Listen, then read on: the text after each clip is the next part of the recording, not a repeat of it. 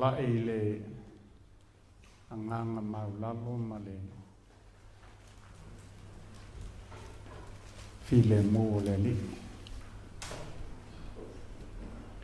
tautala foi ma le ava ma le ngau vai anil pa ia ma le mamalu au fia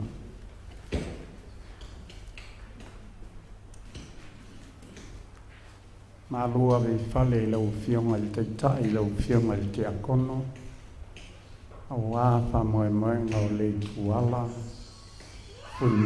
Afa o no le sa talitali le whanau se tunu mai i ona mamoli mai leo sa me lea i le paia ma le mamalu mawalunga o lo tātou maukangi ia o le halafo atu ia i le pionga i te akono mo se upu whale nganga ia o na tātou whasolo ai lea ma le nganga maunanu whātai.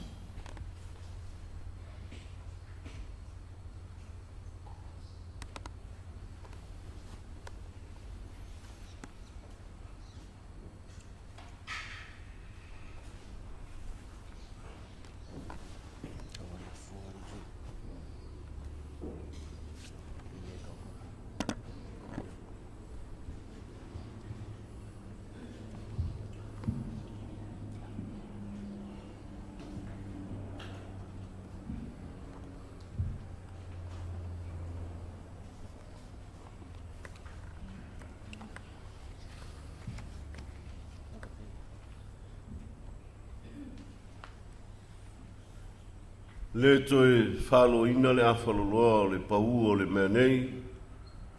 I le taofi ia nunu atu ia whaatini o tausala. Sā ma whai ngāo pa ia ma mamalu. Pa ia whale atua. Pa ia whale malo ma mamalu whale atunu. Wa ma pāpā au le malu nei.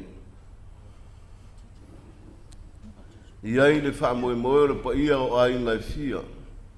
Ma le rangia o tupua, ma maota, ma lawa, ma langi, ma ona ta whailangi. Iai lava whale upolu o tō whinga o lato whaiva ia. Nā le mātou whape ane le nei tau o fiafi. A fia maia, ma tala maia aho. Pa ia mawalunga o le auso, le au whainga luenga patatofi a le atua, o mawhai o na tala a mai mautou wharetua, i so se whata whaitauranga. A fio maia ma tala mai a ao. Pa ia mawalunga o ainga e whia o le fionga i le sa whatalai a Leituala, o le ngata o nusu a tia le manu, a o sa napu ma waiusu. Ia manisi i manono o tau ainga o le afionga le sa ofitalai o le ua whaatasia moli i fitu yaku e tasi. Tasi ai tātou le suafa o le li manu malo o keriso e ala ni nei sauninga whale ainga. Mea lea saunia ia ma tāpena ina. I tātou uma mo le nei wha moe moe mamari. Ina ia aua manu i le whaatasi mai o le atua. Mala wai ma le nganga whaaloalo ma le mingao se o tātou tūtulai. Mo le amatanga o le nei sauni.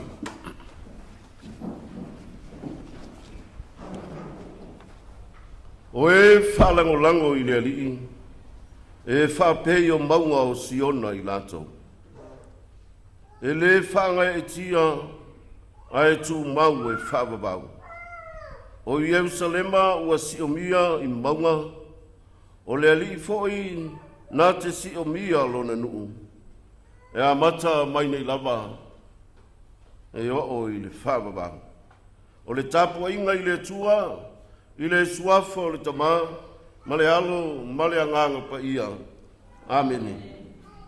Se ia fio mai a anganga pa ia. Ma nava mai a le sau o le ola to e fuataina. Se i ulu matafo la wai fina ngalo maloto. O le wha moe moe o le nei tau fiafi. Fio mai a nganga pa i ae.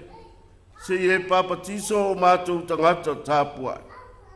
Wha manuia le nei wha moe moe ma le sauringa wha le aina. Mori mawina le soifua au auna ma le soifua tautua o lau au auna nei. Ta tala o lato fina ngalo maloto. Ma wha pale mai lo wa nganga pa i ae. Whai ai le nei sauninga ma malu ma le nei tāpua inga. I le nganga ma le wha mao ni lava. E ala ia ke riso lo tātou ali i. Amene. Anga ngapai a fia mai a. Anga ngapai a fia mai a. Anga ngapai a fia mai a le ali.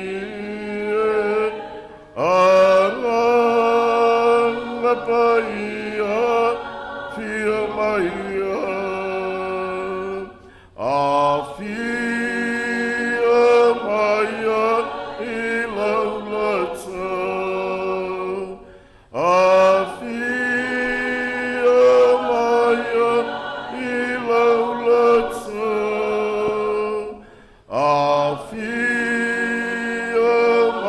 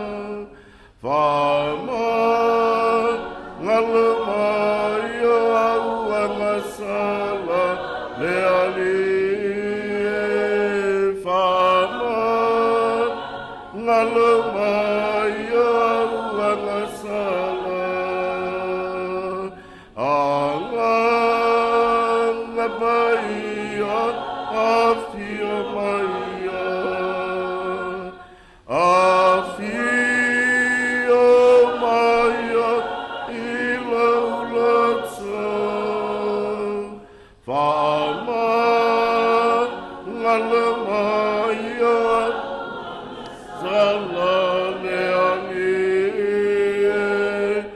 le a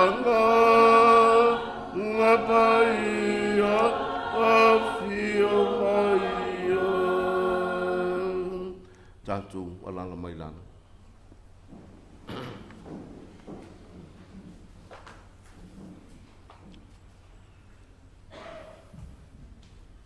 O le folafolanga o le evangelia o Ioane lona matau po se fulu ma le iwa o te whaitawina nisi o na whaiupu. Whaafonga i a fionga pa ia alu tātou ali. Sā tutu lata ane i le sātaua o Iesu lona tina. Ma le uso lona tina o Maria ma le awa kalupa. Ma Maria le makatala. Ua sila atu Iesu i lona tina. Ma le so walo faina ia. Ua titumai. O na whetala i atu lea o ia i lona tina. Se nae whauta o lautama. Ua whape atu fo i lea so whauta o lautina.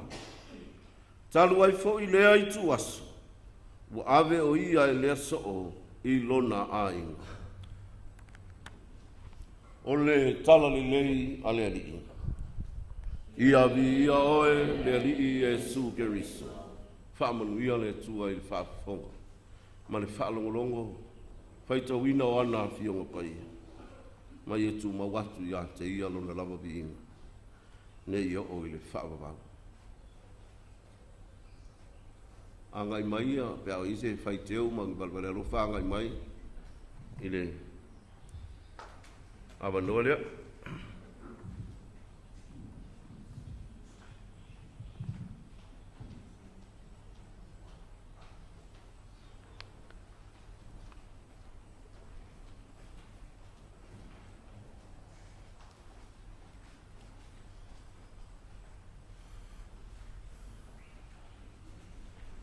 malo, kaftai.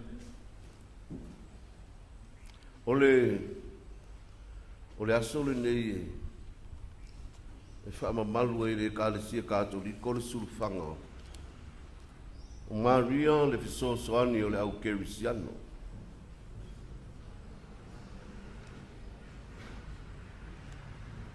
O le tāua ia o le afua I tau. I le tausanga e tasivalu whawha. Whaamautu ai ma whaamauni ai le nei surufanga. Ia I le lau mua o Sydney, Australia.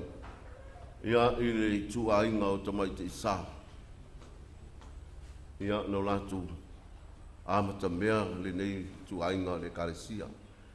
Tasivalu whawha. E tasivalu whalima. O maile tala inga misionare Katoriko I Samoa. Inga mo le na tapena mai. Ia leva ainga. O le fisosoani silisili, mo le au whaatuatua ma le au kerisiano. O le tala sa whaitawina mai le tuspa ia, ma le evangelia. Tasi lea, ma vaenga o le koluse, e ese le matautia o lona, whaamatalaina. Le ma vaenga o le koluse, se nai pauta o lautama. O lautina, al mea manga ia. Wa alu yoane ma awele tina e tausi. Nela le whaapuinai. O maawia le fisoa soani o le au kerisiano. E le ifo ia Maria pe tapua ia Maria e leo se atua. Ai whaalo alo ma whaaya ea. Maalo lofa le anga o le tina o le whaola. O le tina sa e iuli lalo le koruse. I taimi muli muli o le soifua o le riki le lalo langa. Ma vaenga I le koruse. Tātou poto le nei tau fiafi. E tau sa afi ma mori mawina le soifua tau tua. Ao soifua o ngā o le nei au auna. O le sa tau tua ma au auna I le ainga. O nuu ai maise o le ngā luenga le atua. Mea lea e tāu ai le nei asu, whama malu. Ma le nei sa uninga whale ainga o tātou wāwhio mai ai ma maliu mai ai. Tātou te mori mawina le soifua au auna ma le soifua tau tua le tamau. Le tāua o le whamatalanga o le nei tau o fiafi.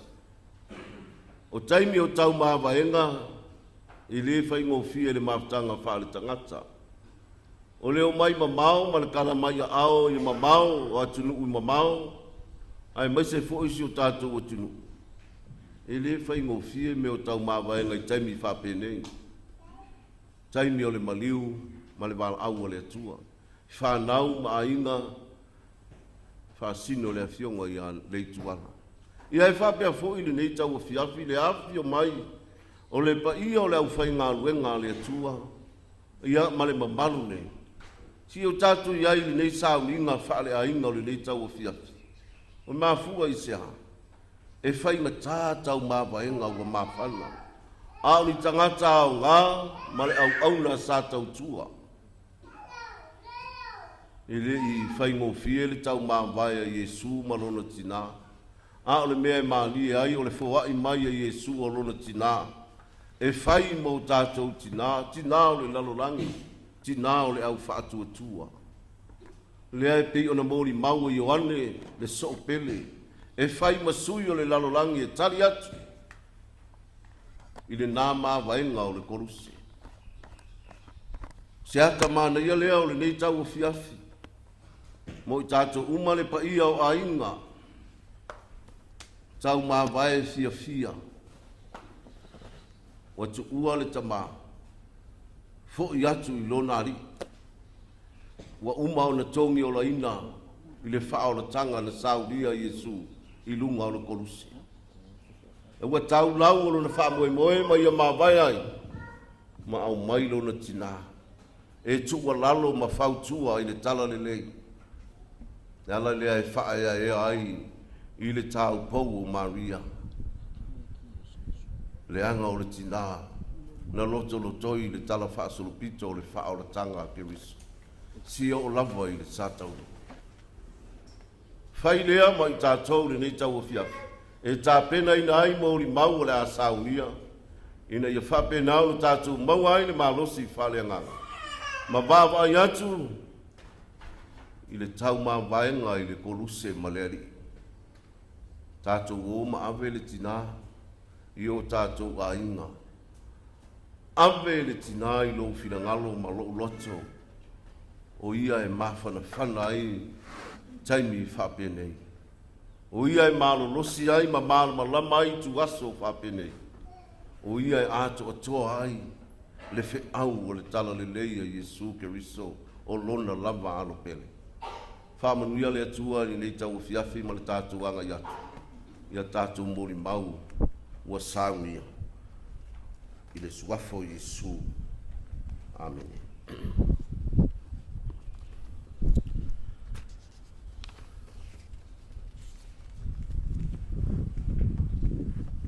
Ia tātou bibi I le tupo sele sele O mea e le langi Ma la la langi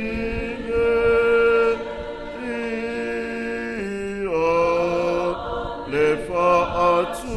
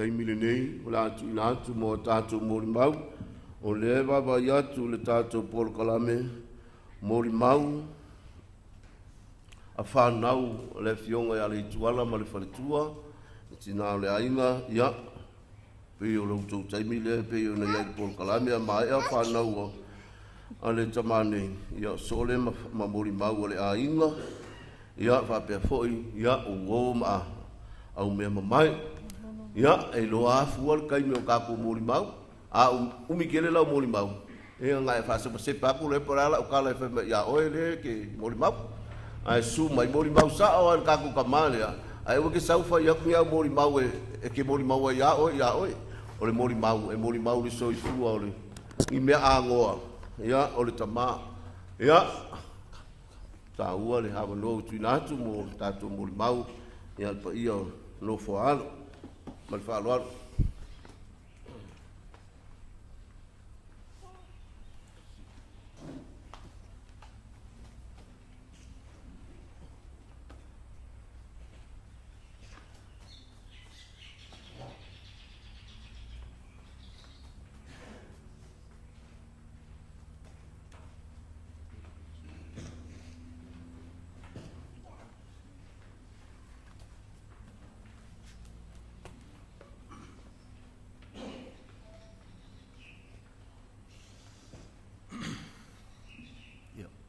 Tai lava mo lava noa.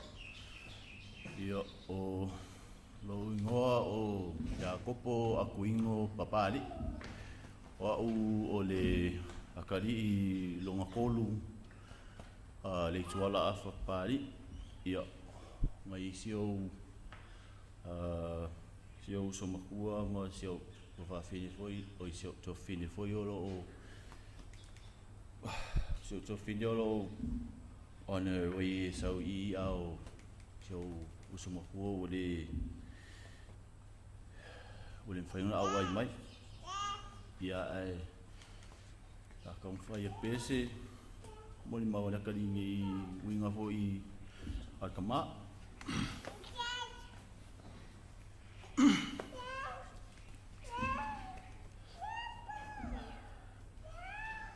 ia ore ma wa mafkanga markama Sefo ia Sefo ia ia li mafkanga aska mama sia kadi ia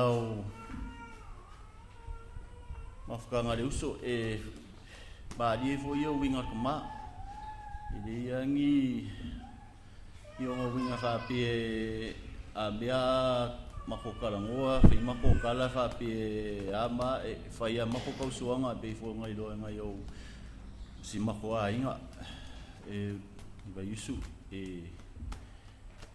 always joke around ko inga ma di fa ang winga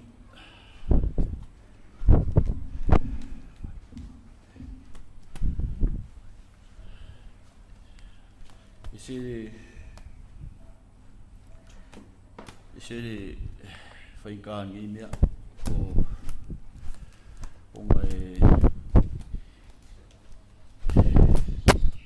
o le tu si fa fo si el mafka ia le o lo fo ipo kala mangi upo e fai aku ingal kamani ke lo foi pe fa feng fam kala kure yo langa ni ko inga langa ka ka mo pom ka ia o ia yo le fi fai king ia akan pai no words can describe this guy but for le ko yo langa loko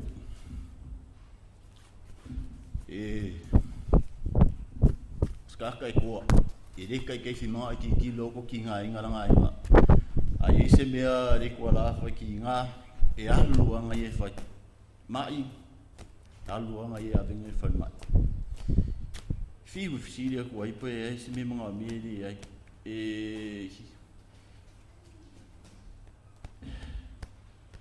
he rather suffer alone than see us kids or his family suffer and cry in front of him.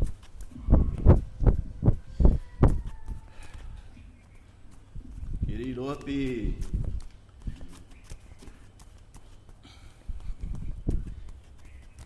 sis ka pe ngi ka munor ko loko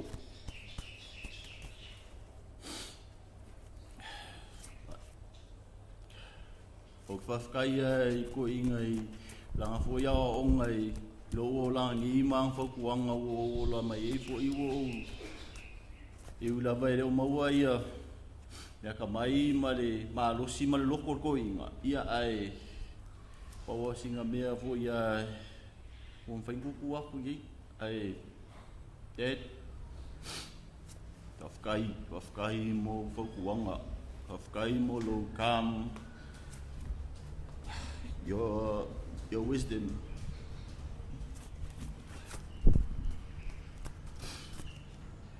thank you for everything Dad fafkai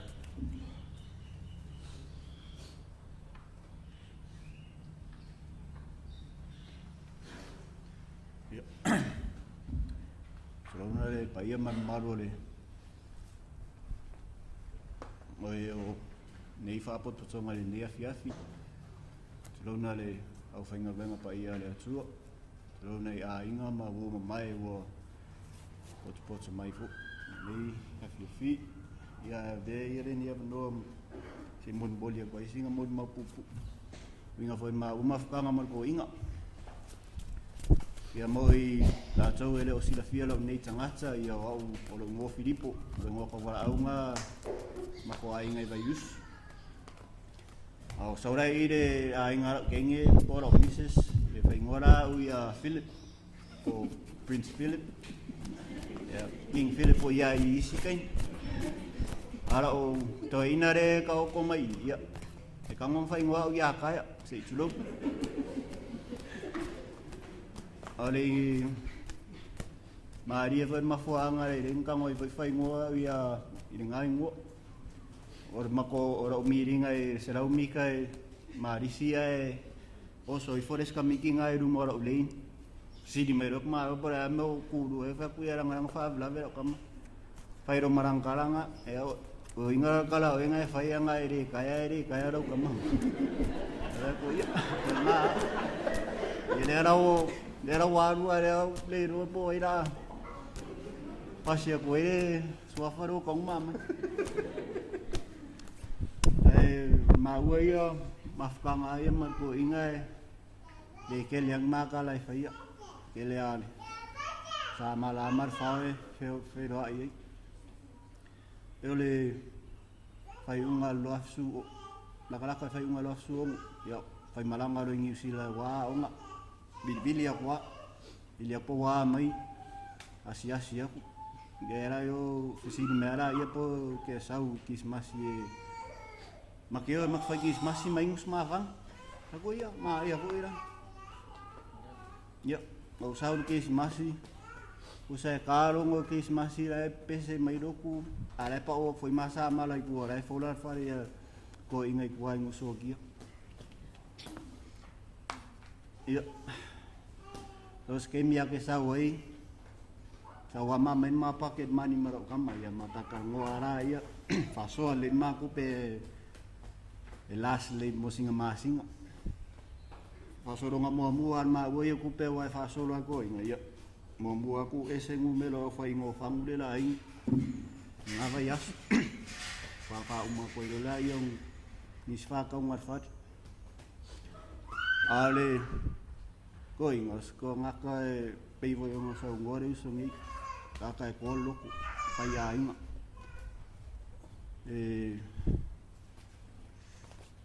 mata ia ko lo famanga ole advisor area ko ingi ka upea ye infa fika audio re olanga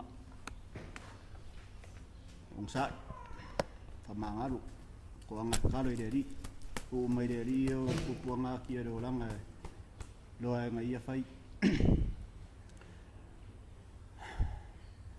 ia Ada walu le la I lo pola mela sa ngi fai. Ia manguero maranga to ina. A kong vo ia ko koe fero ice cream.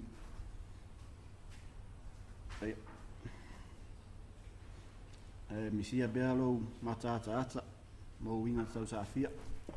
Ai.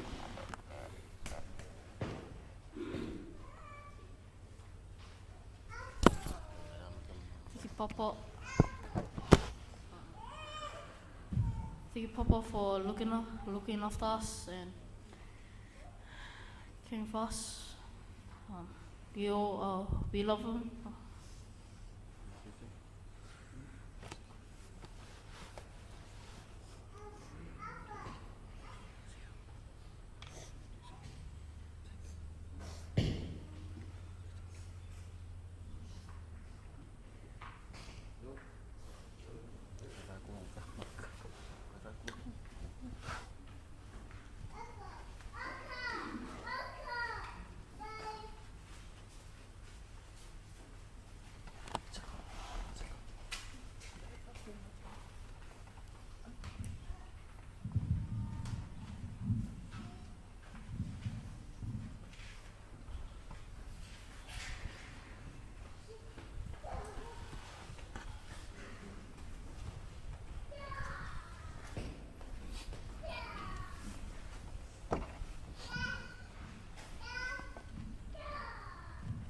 Leituala. Taimi uma. God is good all the time. God is good. Lo lava, fasalo fasulene fiafi. So posso ir lá no nene fale de man malu. Fai foi sina mo ni mau mole. Te man pol suangane fo ia Leituala Afa ya mazo. I fa fengo fiel na. Sulo lava no pa ia mo na mamad. Ita ma fai atu la sina sala ma ua ya mafsanga ma Afa. My fondest memories growing up was when I was in year 1 at Vayusu St. Francis Xavier School. It was a rainy day. I got scared because the water was rising and I didn't know how to get home. And yet home was just next door. But as a little girl of 4, it was too far. What's a fiatangi lava nate, and so fefe for Yasista Paula Yasonga, give a wafasi koimako. And then I saw Afa making his way to my classroom and lifted me up on his shoulders. I know it's kind of hard to picture me smaller then. But yes, I was smaller.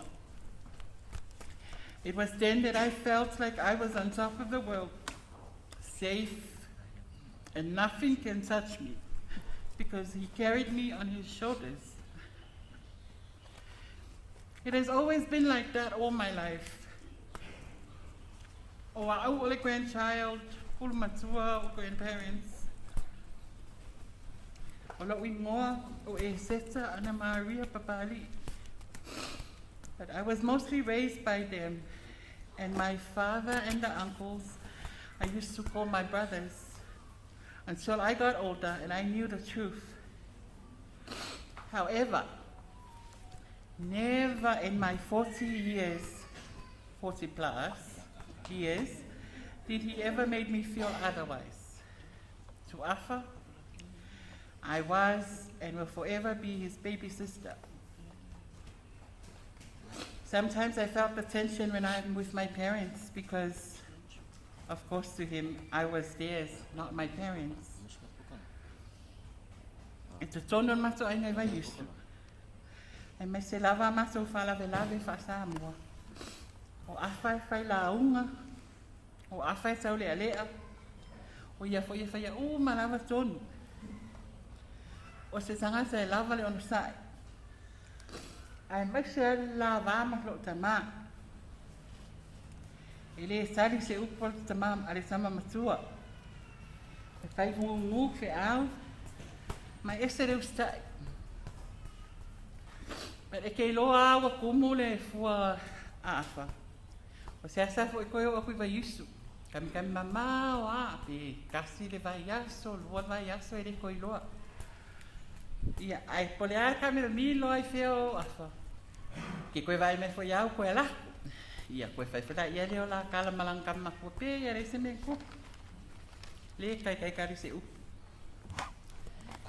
And when I was in college, no ngofo vai vase ia fai mea onga.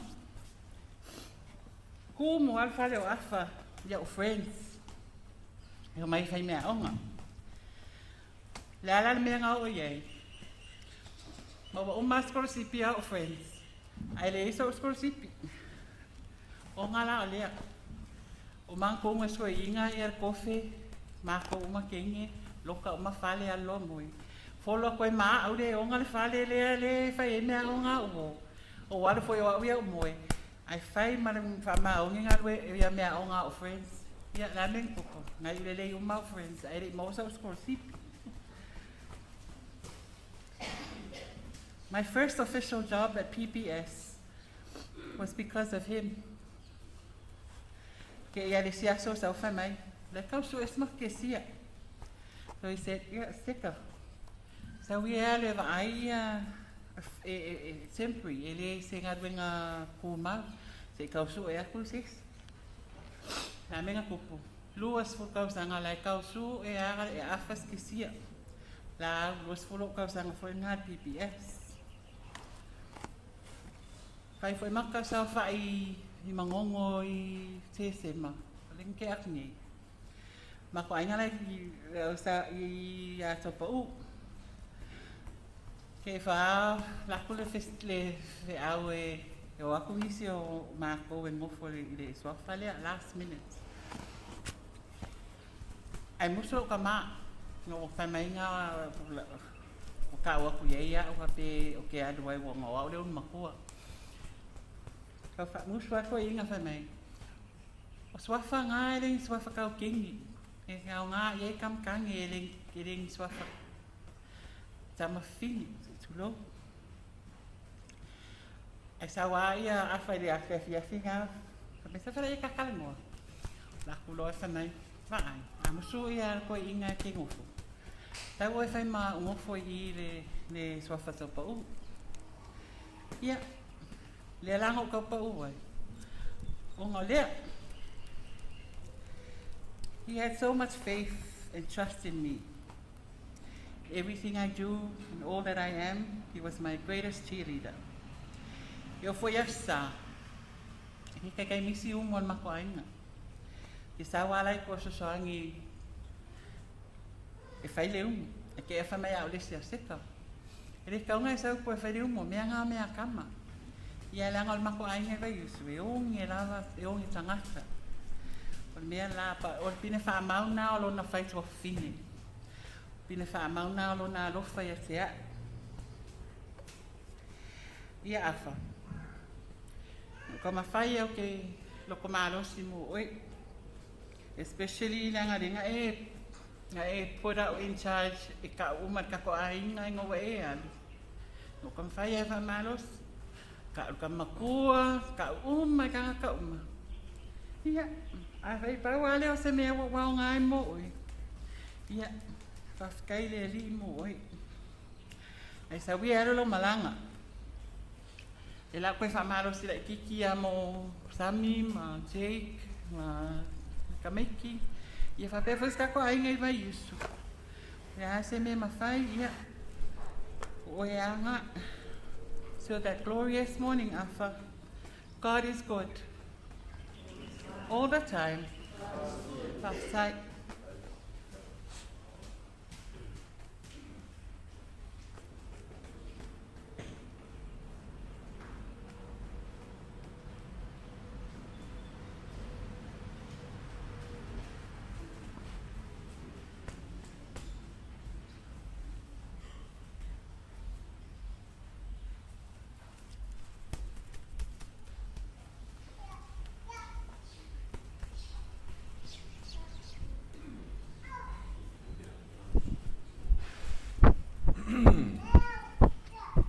Fatulou atu ile pa ia maulunga le nei aso e fa pe fori sunga ti akono e foi mawo tato fatasima au fainga ngo pa ia le tua ia no sede lo le mafutanga le nei fiafi anto sila ia ita ia lo le moli mau ia utea fia umba ile vaenga nai tolu no te afia o le atali o afa i o fo i le aingo afa ia ma o fo i o se o mai afa o le ala o tule i lunga o na ele isi o sau ia ai o se tala e avatu ia o le maftanga ma le sunga ia afa o mato ele ainga ia ana mato ainga mai ai le amatanga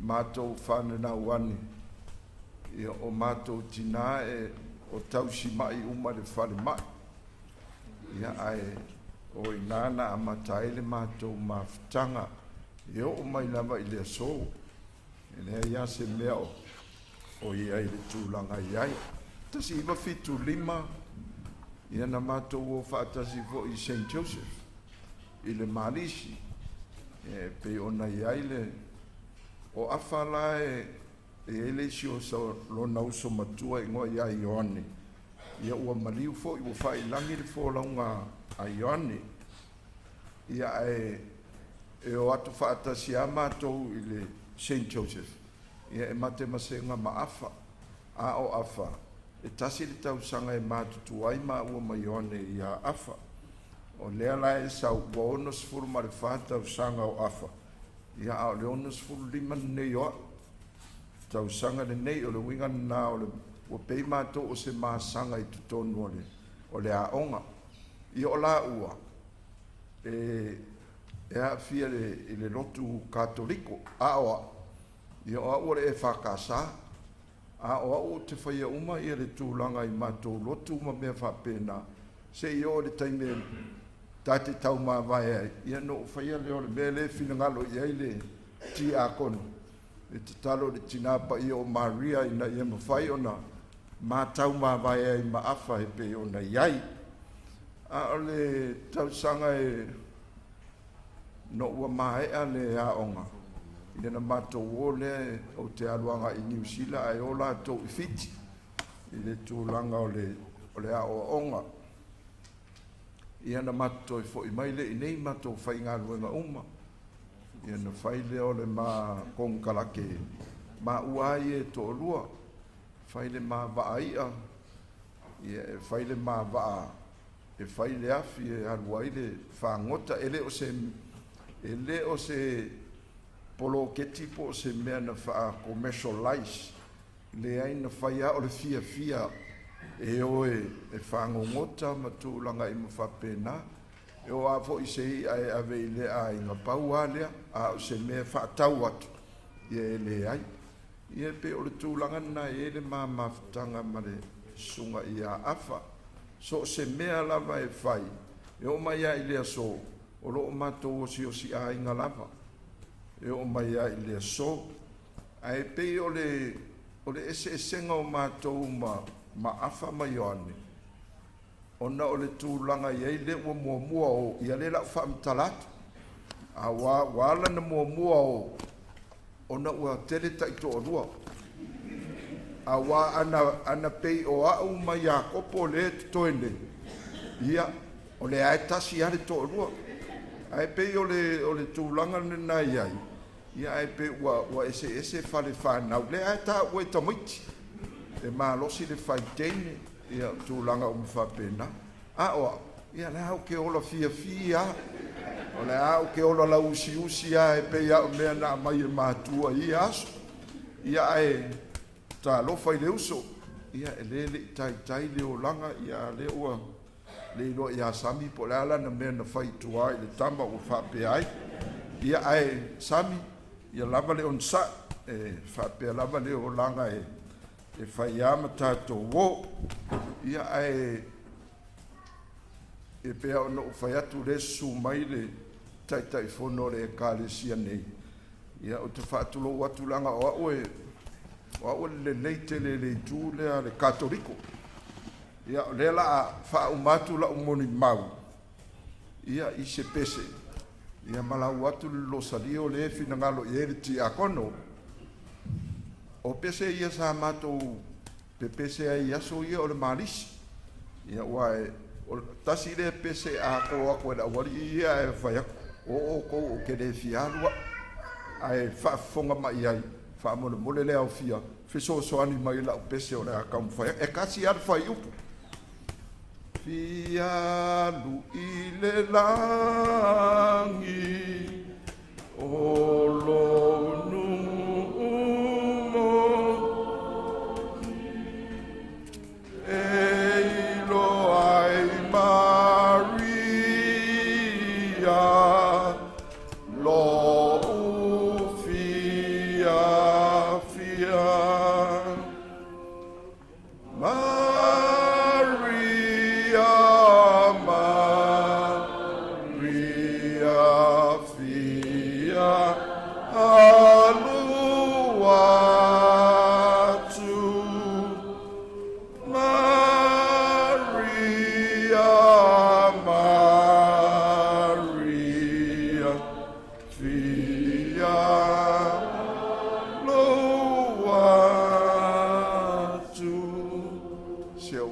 Maria o tumo e karsia o ia te o e leri o mnuia e fineu ma o mnuia Yesu le fuolo walu Maria Ia e tau sia i mātou tangata sala.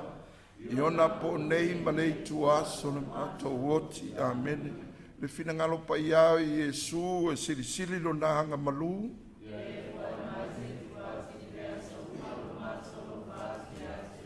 Tina pa io Maria Elisa na sala talu lo na whaato atupu. Sangato io Sefo Mātou talo ia te oe le tinapa io Maria ia e lofangia lea nganga o lau au onga ia afa.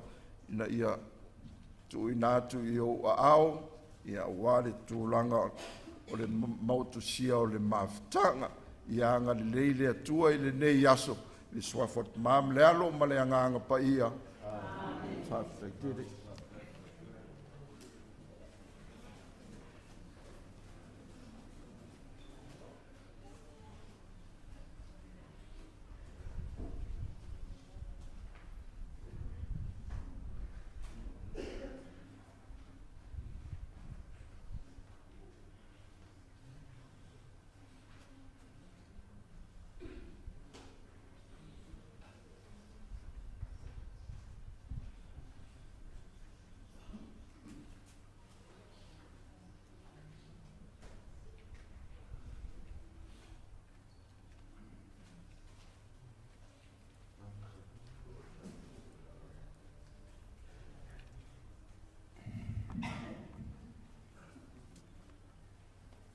Te whatalo whatu le.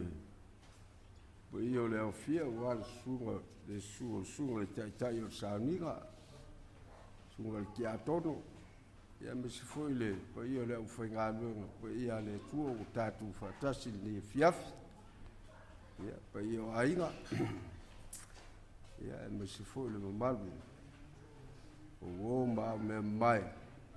Ia o foi on tātu poto. Ia no le sauniga mata po le family service. Ia le suga le fionga ia le tuala.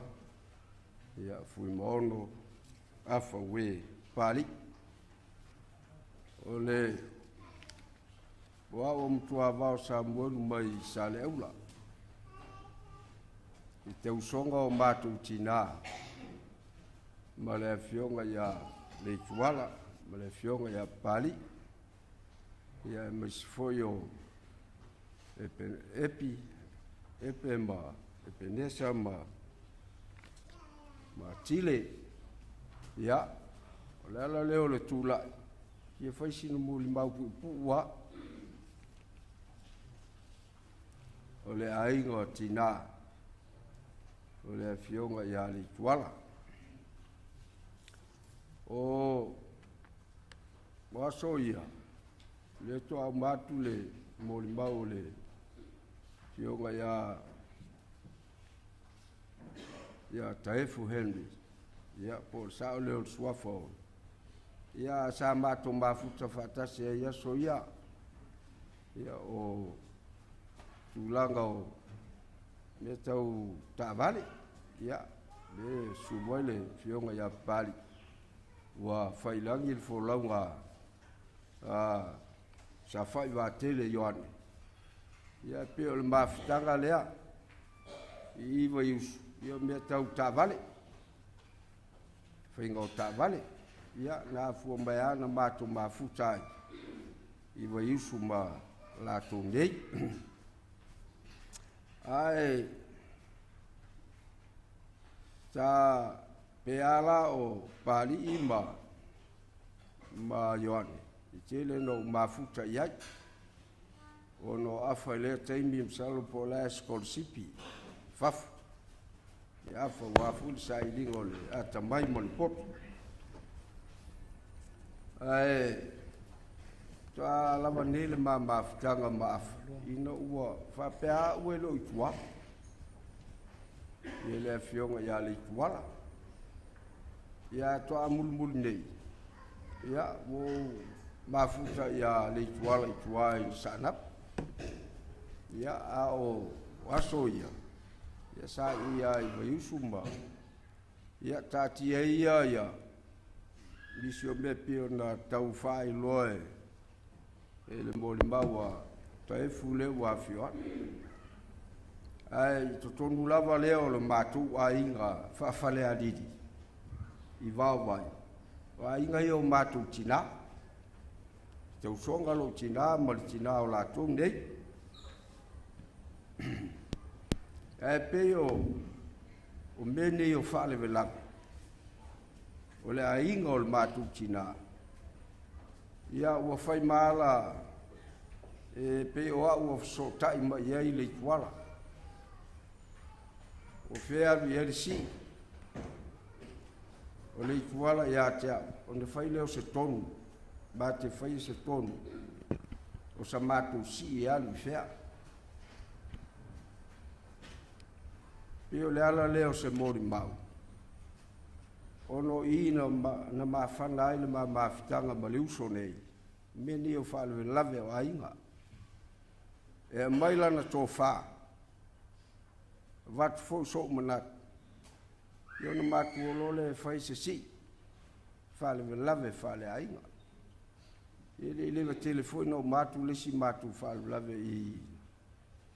I si umu yo no se tasi fo yo tausonga ua maliu le sa pule a ongai le kolisia sa fat ya po le foi sa ave ma se sia onga pe o ye ngata mai le matu mafitanga I fale ve lave leia ma o lo ai o stangata yosi ainga tele ia le fioga ia Leituala e ui ana male matai I tua I le ainga o matu tina I wawai a o maua le o whaia tonu on toa vili mulmule matai o le matu ainga le whale aliki o le tonu le whaia le whale velame lea e te tau on tatu o e whai peo I no uiloa o stangata lava to wha o si ainga alofa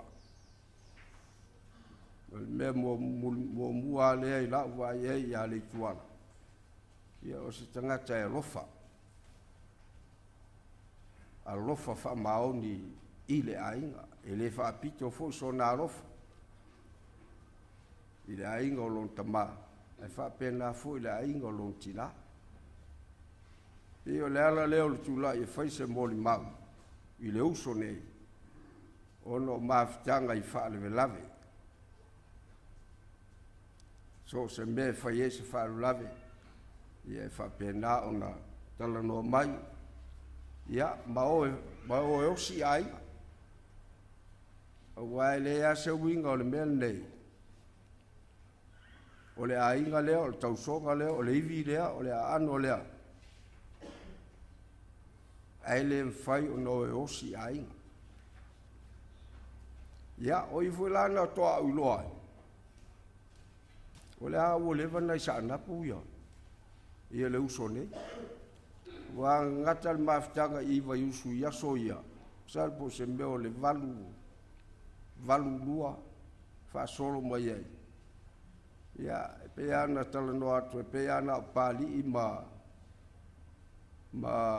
sa fai va tele yoan o te mafuta tele iai o la ua ia o meta o pisiniti o fale insinia le na lai o na matu mafuta ato au loa I le ai tausonga o matu tina ma matu mafuta mai ele na vai tau ia male sugala ia afa ia pio afa io meta o official lava sai ai ia to malanga I fafo scholarship I fafa la tele le loa male atamai ia ai mulmuli ande ia na talulo tale to fengalu taito o tanofo tausi ainga mo tautua ai toa mulmuli ai toa matu e fitau toa I nusotia oi isana malo manatu ele mau paolo atu I toa ya sana ya le fale tua ya sam a peo te moli mau o se tangata o si ainga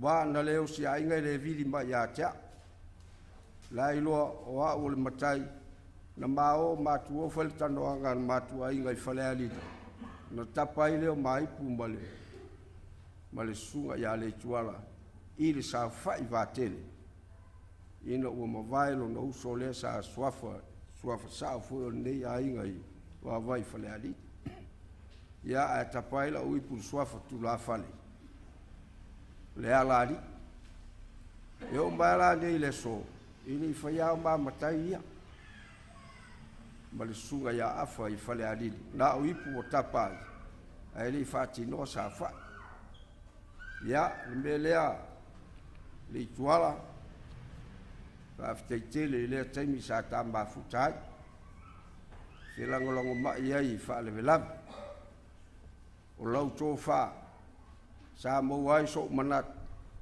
tau ave ai fuafuaga le tatou aiga le aiga o le tatou tinā i lea taimi a o e soifua mai le lalolagi lenei ia agalelei le atua le ua failagi i lau folauga tafimala i le afioaga le alo o le maliotoa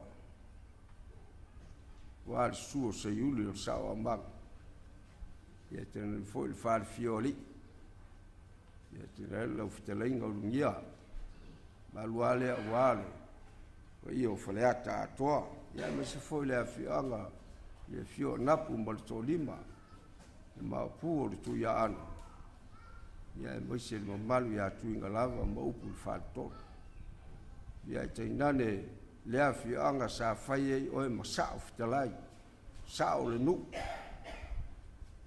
ua le afio Leituala o le sa'o fetalai fio fo'i tuilimu ma la'i fata ia e tainane tupa'i ma tupa'au le fana ma le mamalu le alataua ia tafimala i tonu o tatou aiga lua aiga o tinā me se foi o aiga o pali tafimala i le aiga o sami ia sami ia malo le faafetai lau tautua i le uso nei faafetai lau tautua i le suafa Leituala ia malo fo'i toa faia le ali'i nesi isi me sili mo oe lea ua sola ua fa'ilagi le tuligasi'a le aiga sa tagoloalaga le afioga iā Leituala a oe sa e fa'amapu'eina me lelei ua le afio'aga le sa'o ai ia le afioga iā Leituala ia fa'amafanafana le atua iā te oe ma ua lo malosi o le lua o lua alo ia le utula'i mai tautua iā te oe ia faafetai fo'i le ua tafa lou finagalo to'oto Leituala tugava iusu ia faafetai tele ia manuia lenei o fiafi ma le tatou ia e maise le afioga le teatoga o le taita'i o le sauniga o ia o le aufaigaluega maise o tupu ma e pa ia fa'alemālo pa ia fa'alekalesia pa ia faleatunu ia agalelei le atua lenei fiafi manuia o le tatou fiafi faafetai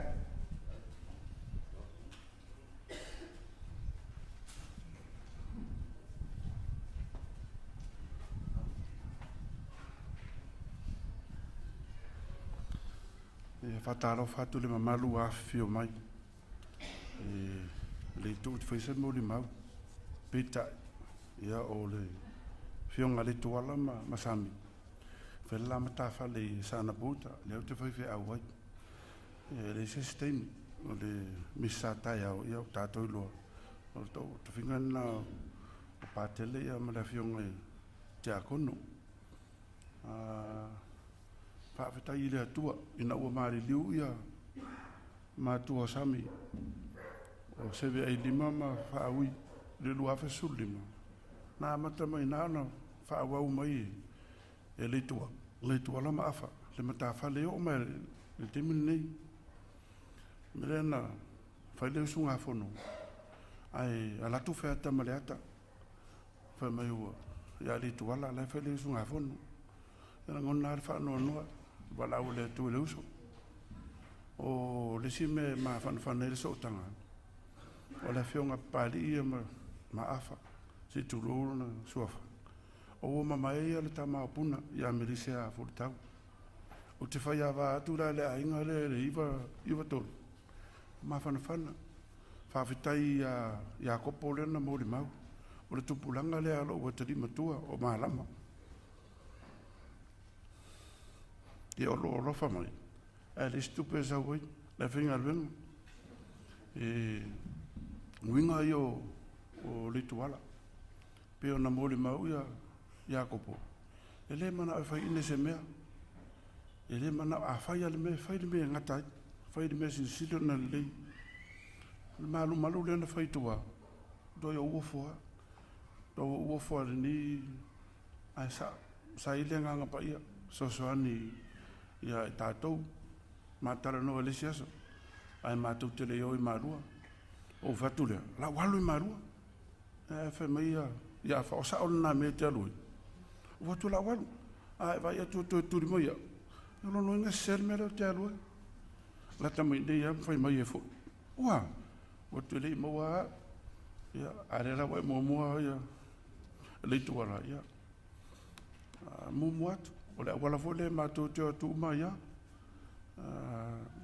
whai mātou tiuti ai whawhitai tele a whawhitai tele sami whawhitai ma liwa whala sangofua ai na whai alo whangai marua i las freile ai sea fōlinga nā o le whātua whawhitai tele le whionga pādi whawhitai fo i a henu si turo taifu se mātango whio pese ia pese ia masani na whia ia o salasui vai e tāmi sai lau wha amaisi mea ia leo te manatuaina i manatuaina e tasiare ke riso le tātou tapua ia nā nei se ese uma o whaingoina tasiare soa fo Iesu ki riso ia mumu atu Leituala mātou whai mātou tiuti ia awala au mai fo i le atua nā nei po lumanai tātou whitau i mare i lunga manuia lau whionga te akono whawhitai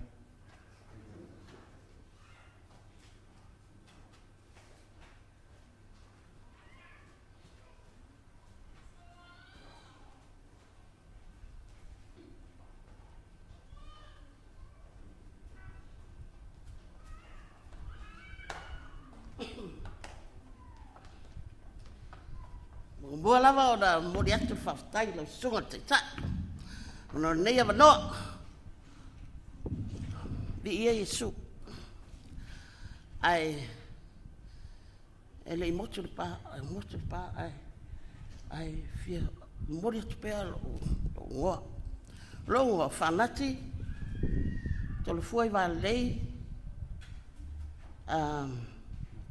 matautia. O le a watu al mai tailia, se mato whama, ma whananga, i nei tai au, i nei tu lao le aso. Hi everyone. For the first time, my mum is speechless. First and foremost, I give thanks to God for His grace and for bringing us together today. A scripture that brings comfort to me at this time is Psalms 34:18. The Lord is close to the brokenhearted and saves those who are crushed in spirit. Malole soifua, malilangi mama. Greetings to all the families gathered here today. My name is Jeannie Epinesa Matautia, daughter of the Lofi Whanati Matautia, and I stand here on behalf of the children and grandchildren of my grandparents, Tolofua e Penina, who currently reside in New Zealand and Australia.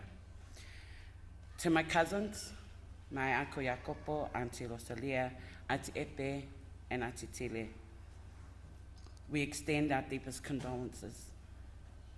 I knew Uncle Afa to be a humble, honest, and kind man, someone who was respected and loved by many.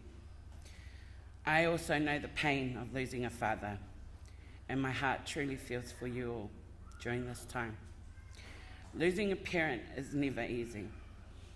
Time does not really heal the pain, but with God's strength, it slowly becomes more bearable each day. Please know that you are all in our prayers.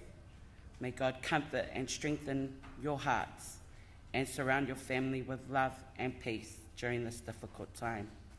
Manuelo Malanga, Uncle Afa, rest peacefully in God's loving care. Yeah. Na, velo leo whalau tele le ma whamai whanawhananga.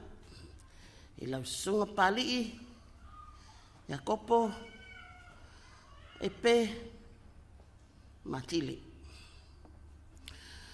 Ua, o tatou, o se ainga wawala lata tele. O na ua Samoa nei, ma watu latu no ua ova ma le whasifunu mo tupita sanga. E le mawhai na tatou le wheloai I aso whano noa. Wata le la wafo I wheloai I aso whano noa. Wai le aini aso fia, a le ea whano noa to te leo atu. A le ea whano noa nei, e ma te leo mai. E a paule te talo, a lofa Yesu. A mai a tatou le ola umi, maua e tatou le fia. I le taimi muli no ua aia I afa. Last year. Ale tausanga lea. Sa fia al matatanuanga. O stama fo ina le ata. Ile stangata e si isona leo. O stangata e anga malu. Ai ese to anga. O te ina umama whawawai le aso. O no fatula ia le. Vai oi. E le se mela o ako. Ai o ke wawe sawa e mesa kupe. Ia. Ma ore le si aso. Le aso ngaso ai. O pisi ai mea na mako e kale sia. Ma mea o le maliufu in mako e kale sia. O wafe fwa le fale o epe. O ngai mamafa e kia o. A kongu. O sa o koe wa aingare I ai. E mawhatia loto. Ona se mato whiro. Se I wanga nā lawa ni mea tutupu. Whato a whiro ai. E mo iau e pe ma te whiro ai te leo taimi. Ia o la tau ai no whatu nei. Paua lau te talo Papalii. Ia lofa le tua. Whamawhana I tō loto whanonoa. Talo fo I le tua. Whamawhana I tina ia sami. Ia e mai se Iakopo ma Filipo ma ana grandchildren. Ia o se tala atu lea. Alofa le tua. Maua pe I tātou le whilo inga. I le aso ma le aso. Ia I sira whanga le tua e ala tātou talo. Whaftai lawe lau sunga.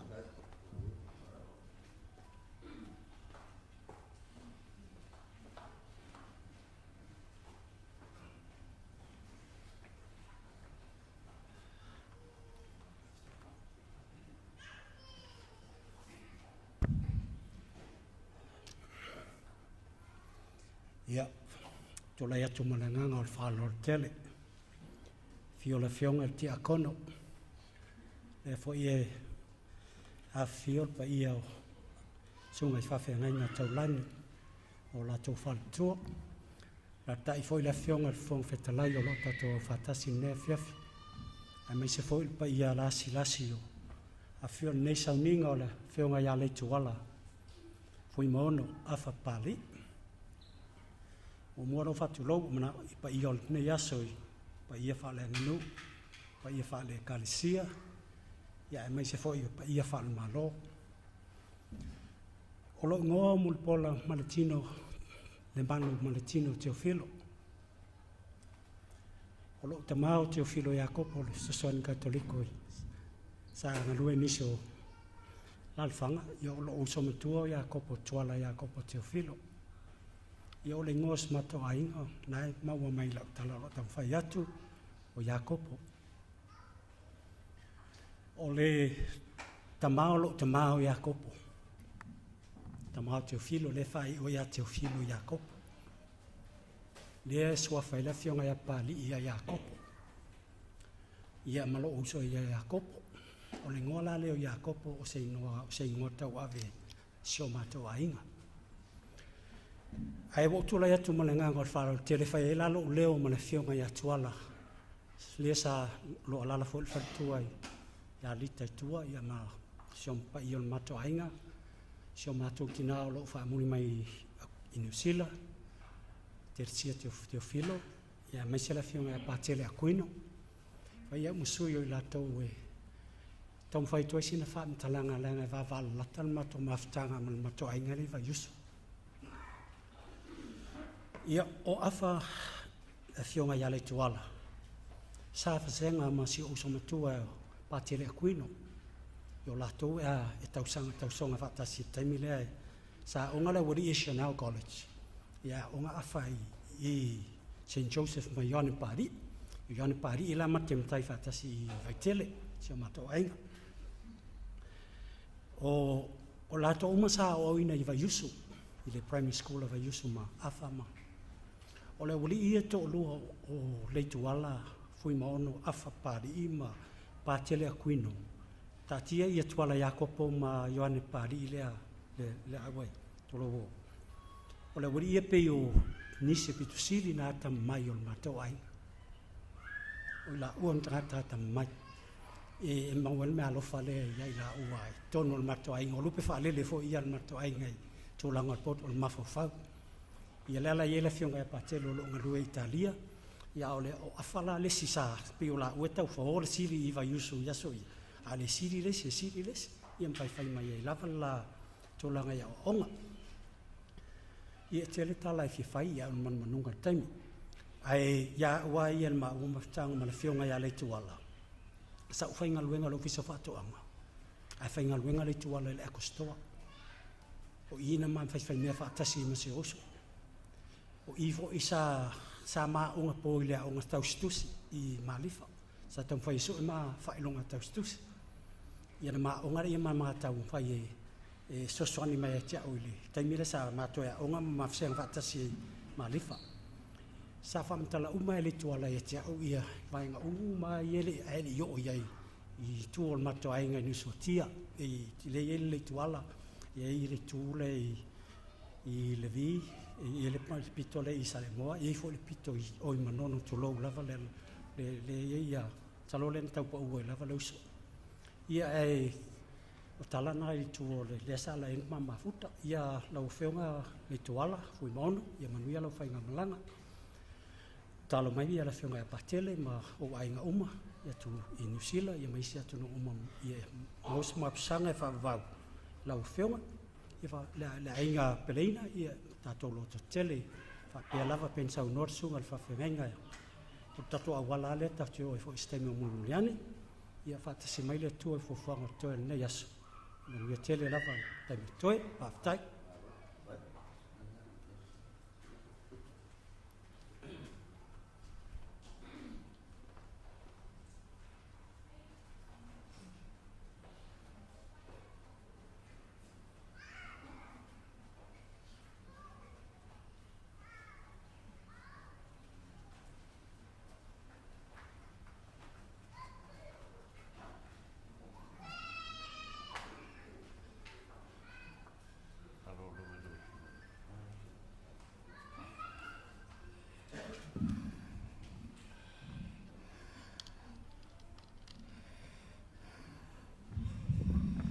Ia. Mua na whatulau atu le maupue pue o le so. Si o lau fionga tia kono. Si mai le pai o lau whainga aluenga le fio mai le fionga si te fono le kale sia wapo tonga ke siano I Samoa. Sunga I toina. Pai o lau whainga aluenga. Ia e tai nane o le maabe ese o fai on tatou au whanga poto le nei a fiafi. Ea o te tula i atu mane nganga whaalualo. Ro ungoa o tole a foa wau fusi le ofu ea. O au o le tuangane o Sami. Sia tula i fue vaise moni mau. O nei le titi foi le tautua le fionga ia fui maono. Tonu foi o nei a inga. o sunga ia South Talai pula fionga ia fui mono. Ia o se tangata e osi a inga pe ona saunoa ia ilto tele o mai atu. Tele lava e alu alona mafufau a inga. Le nei tangata o Leituala. O le si e ave i fea, o le feso suani e ave i fea o fe. Ia o la fionga na ia Leituala. O lo na o langa. Tangata e tausi a inga. Osi a inga. O tangata foi e tau tua.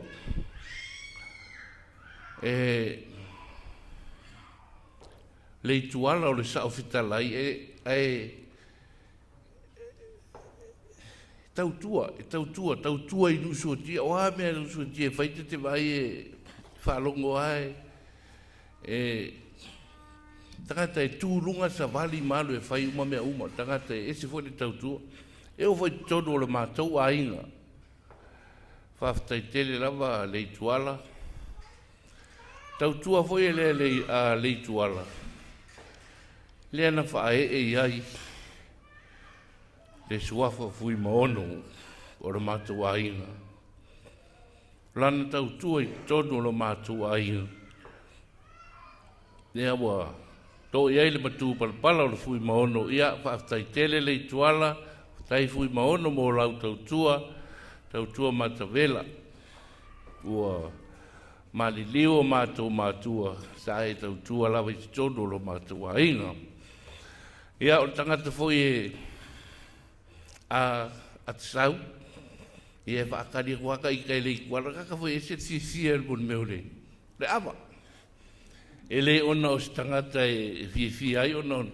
E fia e pe se me whaate se ele stress. I mea ane o whalawelawe a tsau. E whaakari waka i kai Leituala i kamanga. Ia malota leilo o la e tau wha alu ese ai le mamafa o lesi a venga i tūlanga o mea tau whalawelawe. Tau tua o si a ingo si tangata foi ese le alofa. Pe von sau noa ia lana whanau le. A tanoa nei ia kopo ma Filipo ma afa. Pe ia o karamoanga si ausu fokare. O le whiara whani ia o le mawhana whana ia o le latou mawhtanga. O le whape ngau ingaro. O le sunga nei ia Leituala. Tangata ese le tau tua o si a inga. Tuinga ia. Whaftai tele Leituala. Fui bono mo lau tau tua. Yo le ale ngaro foi oe e tau ina i alo foi ia mausu no foanga i lang ia matu muri at foi matu ia o le mo le maupupu le malanga whaaloalo whaftai.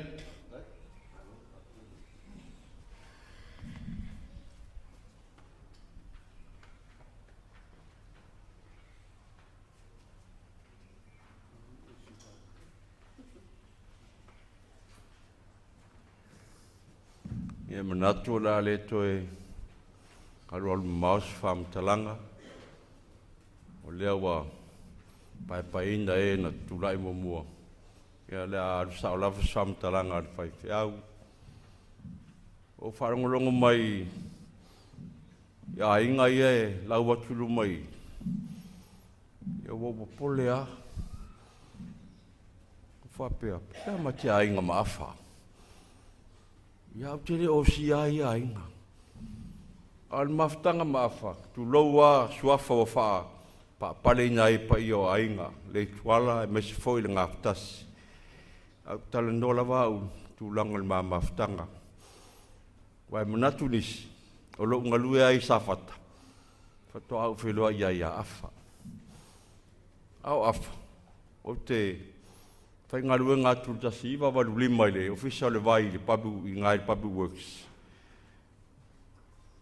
Whai ngā rua ngai awhai le vaenga le finance. Pio le vaenga le sa whea ngai ma, au i ralo le pabu works le, official le vai le i tūtotasi. Io nāna ma wali maftanga ma le uso. Pe e sulu whai ai. Wai ngā whatonua ma mua o wataimi, taimi nai le leo tutongi al malo. A umon tipi le taxi ma le nupi wha. se lau fitu wanu, le tongi. Tati wha moe lai overtime, e lata ai se, tolu se lau mon tupulo ta tongi lua vai aso, o awhala sa ngafa malvaenga lea. Wa ia le au vaenga funga e timekeeper funga le tuai, section SSL Public Works. O awhala sa ta sulu iai, uso, o atua mai o itula. Ian fai mai lea e fia, fatu, pe ia tolu ono, langa le na aluma Krismasi ma tau sangfou. Pa mai lewa iai, o ke pole. E runga lau tala, o se tangata e tali manao. Ia e loto mau lalo, i le ilua pe ita ua e tali mai ai le ata. O waru sa vai le, waru ono, o tofia o te alu i sale longa, o male waru ono tofia o te alu i a sau. O te foi mai lai na wa uma tau sanga le ta siwa wal fitu. Mo le vai a afa le finance le Public Works. A mo wal tala, o lawa le ofisa o nga o patoanga. E no manatu lea, ayo ile na whiloa ayo marmasio fo ya sami. Ma mawala maftanga wa pio taimi na o le fo i maua, o inasa ye sami. Ya, patoa mato i whiloa ima. Maafa, ne wo atu ngā luenga i tuai sa fata. E tolu e tau sanga, talon mā ngā lue. Pasi atua afa i lanta, avale pasi mai. O lantala la i atau, e mea na whai anu o sanapu. Whanonga leo tau lo ngoa. Alu atu lo afe atu lo whale resi afi afi. Mato e ia lea. Whamoisori. O mina ina ia le whatoa uloa, o oile ia marantalan whamea tia. Saule talitonu wina le amtanga.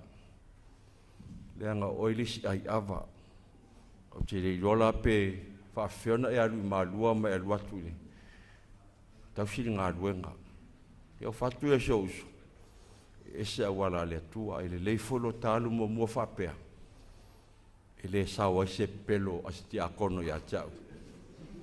Ia a winga i o afa o tangata e peana tā ua tō tele. Tangata e loto alofa. O le aste I ma te tau ia I ma afa po whale o loa, po whelava. E tau mawhaia e mono mai se leni rau tanga, whatu se au so. E le isa utupe o watu au au lau whaiwhi au tele au tupe. E wha mai lantala. O tupe na le au lotu au tupe ale a afa e watu ia oi. O le maftanga le, o le mawhanawhana le maftanga male. Ma le uso, tu lou le tuala ia ma le whionga fo le ngaftasi. Ia o leo ua malanga. Ia ua iei foi mea mana oi. Ia ta milimilo atu a aula ina nei loa e sami. O na o te lea, o te ngia leo sto ina. Ia e whawhel te leo whalawe mo lo si ainga. Ai loa e sami na whi a te au se mea mana oi. Ia o na o te le si, to ingo le tuala. Ia e te wina alu o le uso. Ko mai upula le tuspai ia. A whio mai oi o le ua whaamanuia e le li. Se ali mea te tua I whafu. Ua mae o na teu wina o le whale ia. Tali tonu o le whale na le atua I lo soi fuanga lue. Manuia lau malanga. Whaftai mo le apnoa.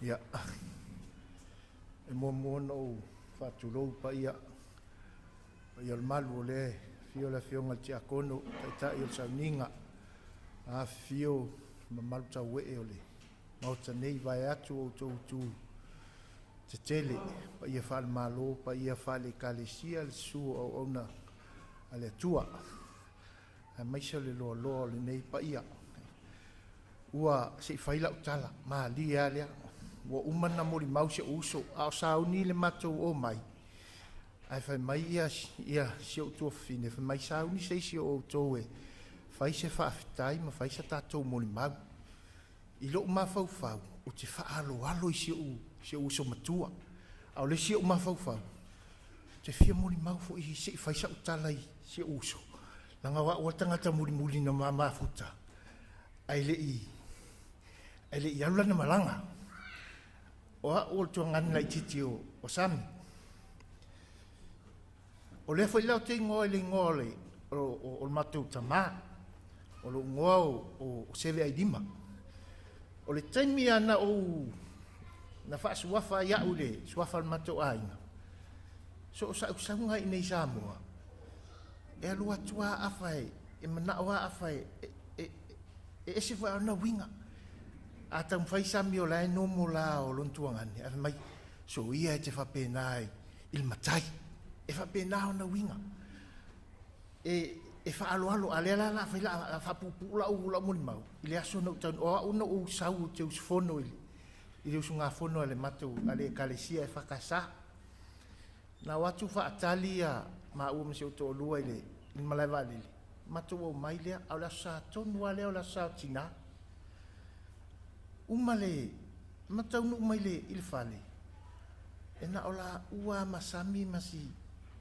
si ala tamala ititilia a ole tape nanga sa yai ile australia o ka se fatalingan fatali tu ai mau e ese fai ai pa tu lo e ese ia leo kaia e ese leo ka oponema ana le to fa mato o ula talo fai umale aso sale aso nga fua o tiala mai wa usu sami fa inga luenga a wa usu fo ai le ai o le oli ai fo i mai na savali mai au a fai tono fale fai mai ele isa wata mai ta ile a o te ale o le lua kangolo ke fongi vili sa fai mai o la sang fa inga luenga le o ke lua sau e o le mana ia o le mea o le tala noa fai tala fa sa ngai pise tangata fo ngale wonga i loa so na taimi pe wona fai na tau nu atole sami ata fai mai ia le ala wa sa wala ngi fai ngakala ngai ke mga oi ian fai mai le mai lo fai tato me ai o tato ai nga fa ma vai le ona tala ia fato ata to e to ma na tu ia na umalon fai la matu me ai le fia file tulo mata pena lo le matie molima oi oi i malua ia matu tala noa fa ma vai ia no mai lo le ia ai fa te ia ia so na so oi ia ua mau tal fa no talo fai hala le o fia mo mau ia Leituala ui maono man wia la malang fa tai mo me uma tai ia lo fa tai mo ma tanga tonu tatu ai man wia la fa inga malanga malo fa lo lava fa tai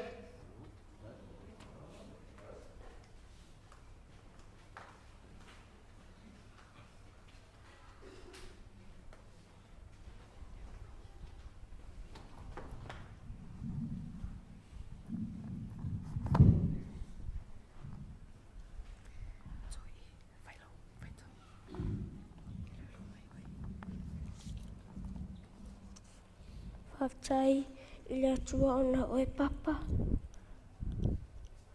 Whaftai lo walofa mo au.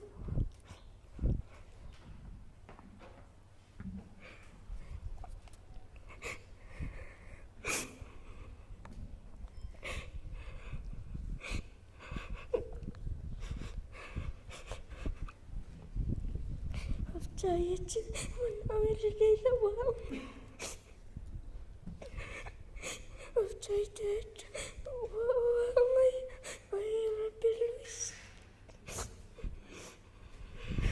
Ati mana tua lau tala muli muli. Vai mai au. Vai vale leila wau. Sama lau spelling. Lolima vai lolima. Ati sama sola. Mana vira palanga tete.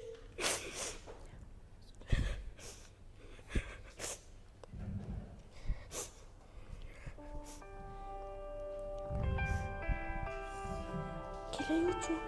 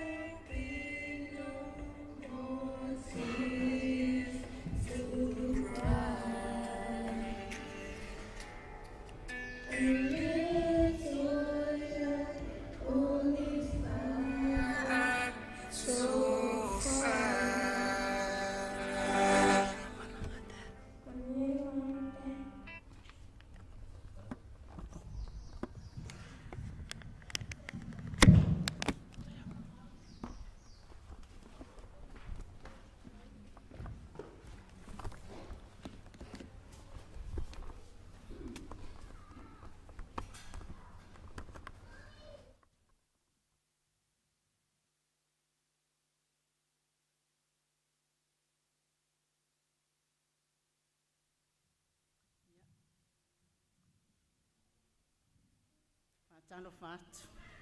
O falo fatu i le sofa mani malo ke riso. Malo le soifo manuia. Malo le tau atai. Tu lai. So tu ina le malu. Sungal tai tai. Au whainga luenga tofia le tua. Tau fale tua. Mai se foili. Pa ia o le malo lo vaia. Ia malo lava le. Onu sai mai le tu la fiafi. Ia tu lau lau tau tala. Tu lau lau tu lau fo ila unga ngana. Ia nofo lava mtitelo mai tu la fiafi. Ia e onge upu fo le tangata. Peita. Ma lo lava le langona. Alofa. Ele ngata ia Leituala. Ia mai se uso a Tingsami. Tingsami, welcome to my club. I'm very happy. Ua iai se sui wha o popo si o a inga I tono ra u karap. Ia, Sami, lo tele. Le ua alu Leituala. Hai sauta u lima tatau whaifale vlave o tatau a inga. Ia o au. Foluena laina laulala Wilson. E uso matinga matingi sami. Ia, o man mo maunga I tuangane matua ia tole a foa. Foi seve ai lima. Ia, sa o le, ele toi whaluaina I Leituala. Paule meu te whaingoa ina ia uie la uie titiro ia afamal mātou mawhtanga peo ina mātou mafuta. I le tū wha tamaitai. O afa esel ai lililo. Ai lililo ia o na winga. A mātou talatala noa fo I whasamsama noa. E whainga tāno tamatea tonu alo na winga. Ai olona winga le lei wo o no fa wia mau tiro tilo iai I tuai si o mātou ai ngai mari o lio. Pei o inana tau si ele le si afolo bolanga sana. Tuai mari o lio I se o antilia. Talatu nei wata apem tau fa yo talatu. Te lei o le atina ai no si o mātou ai nga. Tole o lo pulo ia Leituala. Fui maono ia mare uso ia tingi samilo la o langa lulue. O la tina tanofo matilo tilo itua ile mea sa silina po ua yo tawai tu lole manman tu lole ile ngawa awa tala to tilo talo fai esele o la tina se le o langa lue ia wa onga na ia te la mea mo te mafutai awa falo to tele lo sau te tulai ia tata mafau I fa pia sami ai yese Samia, awa te whaino no ia tolo loto pe yoa. Do sa vali sultas tau sanga o nofto atasi o le mana ia o leo langa o leo le to atasi. Le to ia sa ufala velavi, le to titiro sfan pia le ile pea anga ilu manai. Ia. Ai sa anga mai ai o le taita e faita fala velavi o le ta inga. So sei tu. Awa te alfa pito, wala valo walu ni le I no soatia. Ia. Tanu lolo awala ina ai sau tahau. Ia, ol mafelo inga muli ama Leituala. Tau sangalente nei la so tasilva yaso ai ol fainga palo tatele al tatou malo lua iva. No ti ai le toi sanap. Na yo te tua fa mai lau ave tua. Ai mamai. Ia ule fainga luenga no le aso na fa peso waluloa. Ia sia tuna tamai titua. Ia usawa mai manono tu isi o fana wo mai le luenga o fapea ke le ko drive ko I le luenga ka ko sanga po wa finga wa le kwa ia o fam mo tano ya sefna yo tei o wa felo tai le fale la to ta milo la tulpit apu afa tu load swafa ia la kwale o pisa le mases ia ai wong fa long balanga mai au la kwa ka o ko pe fa ka ngwa sa lo le fa ba felo matal noa ia o inala na o ilo ai ele ma losi fosi mai alanta la noa fa felo inga wa o lefto ma to felo ai ia anwalea o I wasaulo tal no fa tule afe ia le uso mai lele yuta I protini ia saula le no pasia tule tumu I le mauta na te yuta fa pe o ia mai pe ana fa yese mea makalango I wasaulo kalango ala ka mai porkeki ia manga ia ma fa so wa ia foi me wa kailo wa u tele fia tele tala noile porkeki taimile o fainga palota se o mal taimine mana ia la fa ngolongo ia man fa so o fa turo te lo tele o malos ia tanglo fa pupul ma tal no ma fa ma vai ia ma lo e fa wa ma malanga I va ye ero ave e tomaiti mai la wa tu vai e langa le alu ia le faile me yuta ia ol taimul mulnan mama futai mas to ngane ya Leituala ia al tama ia ol vai ngale no mai tawina tu sa uma ya tamol matua inga o tuangane ia ol au nga uma esele inupia wa pe o fia foi ia fatele inal kala pola inupia e a mata se fala vela vele pia fai o foi le pia ai ile ia afio mai Leituala fui maono mo atu le nu ngalo ia mea ai mato tu mai ting sami se mau e fai lo ma ainga il nei vai tau ia ina i uportus pa ia o filfilia e fai u ia Leituala mai le Filipi e fa fai upu e ivang mal se fulu ia onai upu ia e me fai foi o e fe o ti ia ngā mo tātou e o lo soifua pea i leo la nei. Amen. Fai mailo na fai tauina. O mea foi uma o ina ai o tō, ma o tō talia. Ma o tō whālongo iai, ma o tō wā ai mai a tā. Ia o tō whai ai a lava mea. Ona e le o tō, a o le atua, e ona le manuia. Ia, nai whānau, ia o tō wā ai leo le tau mwhai o se o tō tamā. Wā mena tō iai, ia put in practice, le vai mele English version. Whatever you have learned or received or heard from me was seen in me, put into practice, and God of peace will be with you. Ia afa whaftai, sa telefo e ile taimi e tasal taimi na matala no ai, kai ngā leo kei le iei kai mi whainga e mawal kai mi ingwai. Ia, okay, lo afa degree overseas, awa okay le overseas, okay local. Mana yal ma fasto ai whai mai no lana. We are in the same field. Il whaingo account, so ia kai mi o i lopu sa whatoanga. Mana ia lau whango longo nao ngā fo ia tia ulo uo langa tukutu. Wai, whainga luenga. Ia afa ia le wai adu. Ia le mawana i pa unga luenga ia whaonga aile, ta whasoil na vai ta. Manu ia tele lau malanga le tuwala. Manu ia tele le whaapotuputonga nea fiafi. So i fua ona o Yesu. Tai.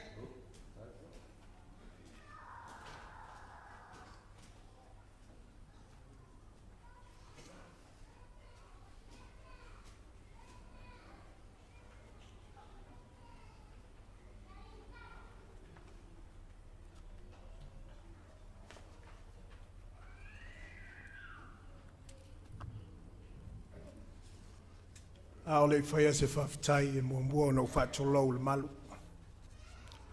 Solo sunga le tai sauninga, lau fionga le tia kono. Au whai ngā luenga ma whaltua, e ngā te lea ma malu o le malo, sui o le malo, tato whatasi le nei a fiafi. Tupu mai e ma pa ia o Samoa, e le ngā te lea a inga ngalua. Wō mai e māsani. Whātalo whātu. O loo wingoa, o moala, tunu mafono siliva.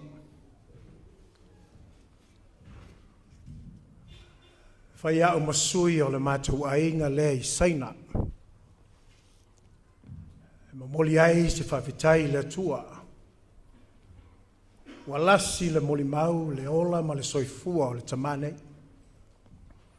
A le whaafetai e whaapea. Whaafetai le atua e le aseta. A o le mea lofa na au mai si o mātou ainga. Le ua moli mau. O le tangata e whai mewhia fia. O le tangata e osi ainga. E ola e no toi fo i mai atunu i whafo sa no nofo ai. O afa tolou le suafa. Manisi suafa i tele. E fia ia e filonga i matupulanga. So se mea e whai o fōlinga ata lea. O afa. E eile, aluatu fo i New Zealand tolou, e le anti fo i po le tuafafina ia epe. Ia o le mau te fia a mātou i whafo manai uso laiti nei. Ai filongia ia. E fia ia e mafuta mai mātou. Si toi whaia sinya tala, o le tangata e maari e tele. Le ma event, muli a le na whai. A wā le aso, whamanatu e le aso soifua e fitse fulu o le fionga ia pali. Na whai lei o le mauta fo i o Tangaloa ma le whaltua. I tang mesina. O man whai le Port Kalame.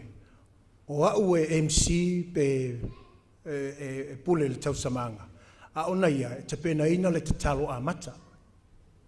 Peita iane, toi titia lua i tūlao whaatalitali mā lo. O le lua i tūlao fo ina, e wa se e fo ia le ino le toina. Ia, muri ane, whai lotu au, ia to MC fo ia ona fai mai le to ina alu ia pingi umale lua o winga ia e le whaangalo o le tangata e fai me fia ia sami ma le whanau upo le tusi amu ia e whaanonoa wa e whaamafan whanaina i lātou o le tangata e talitonu le atua o le au le atua sa finau mo le atua sanga lue mo le atua le tamane ai se a wase ai mo tātou le ewa sewi whanua le wa lona sa i le lalolangi a ua whaatasi i le langi malon matai o ani a ua onga tātou soli muli vai fe au mga luenga sanga lue ai le tamane whaatasi mai le mano le anganga pa ia upu le tusi au auna le ia ma le wha maoni uru whale mai le fia o lo wadi manu te le ina lau sunga le tai wha pēr whalapu tonga wha tai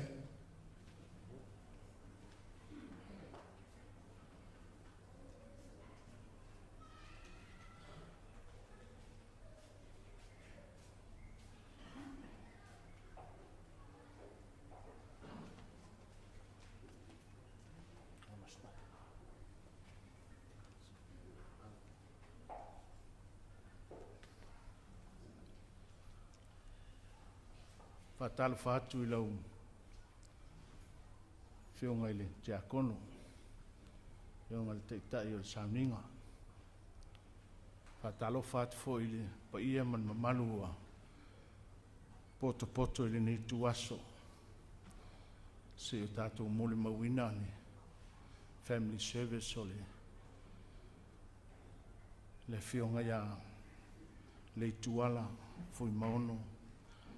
Afa Papalii.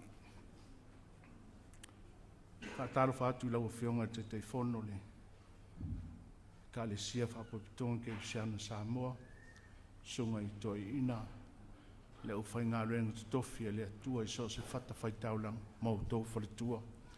Te nane fo I pa ia whare malo whai on tātou poto mo li mawina le nei sauninga mamalu. O lo ingoa o sapu te o Samoa Leituala. O le uso ia afa whaasua whaina e lo mātou ainga I nisotia e whionga ia Leituala.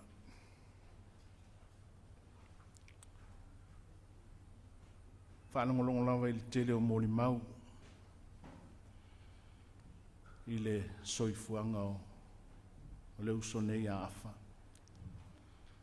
A o atu afa I tono o le mātou ainga mwhai masao o le mātou ainga.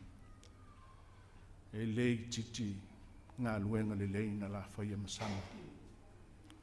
Tono le nei ainga. A o se mea lofa fo I lea mo le nei ainga.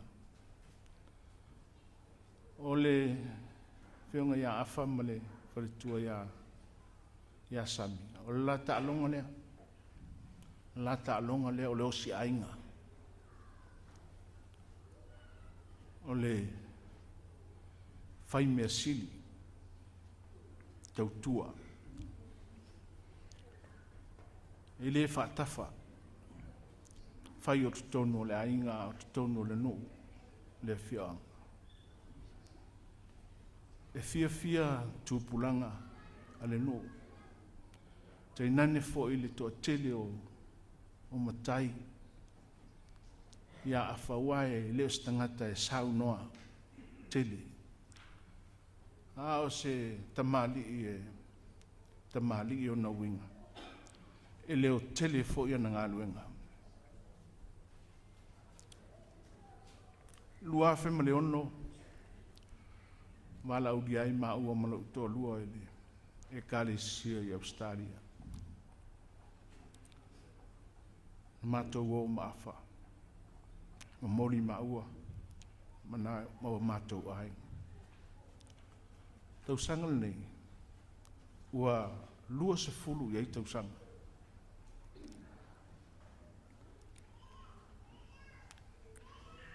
o te le manatu o se tua sole nei o afa. Peita ane, ia e pule a le atua. Pule lava le atua i lo tau soifua mo le tātou wola. Ai, mana ia fo i le poka fo i le ana fai, e le isi fai fe au, fai mai o le. Na turi mai e, mai lunga le angelu a sauma le tusi e. Fa solo tangata ia la malili watu, i lea taimi, ma lea taimi. Sau leo ka pilielu, walu i se fale o se tasi o ainga, o le tamaa ma le tina. E tau iai, o lua le la so, le lisi a mata mai lunga e tau lalo. Fai mai leo lo matua, se a pe a maria e ka pilielu. E a pe atu tu atu le titi tua si o to lua. Ea, fai mai leo ka pilielu. E leo sa umea na, mea na le atua. Ai, o le a faila o mea lofa ia o lua. Ea, ona moele o le angelu wa vai. Aua pa u ese le lisi lea mai lantanga. Tolo atu lolo matua, mai e sawa. O si ona to lua lea i lunga o le lisi. Tango lole o lo matua wa mai le peni wa. Tina ai le ngole. O lona to lua. Ai fa pito ai lalo. Ala i folole angelu wa sue le lisi. Fai mai lole o le angelu le ungali. Ia o le la fai lau mea lofa ia te o lua. O le ale a mata mai ngai lunga le lisi. O le a mata mai lano. Sami, talo sia i te le suia le lisi. Ia. Whawhetai tele. Afama. Sami le ulua ngā luenga tele sa whairu tātou ainga. Mātou e ai tau malele. Se ilonga o whalawelawe tātou whailo ai. Ai whawhetai le ulua tautua. Se taimi o na sau no leo se tasi o nei ainga tai au le sau ninga. Moli atu le whawhetai le ulua tautua. Ia au le umalawa le fia nofo ma fia mo le mau le nei uso. A whaifala walawe an mato ainga ni uso tia. E manao ale i tuala mate so. Lea sila fia e sami.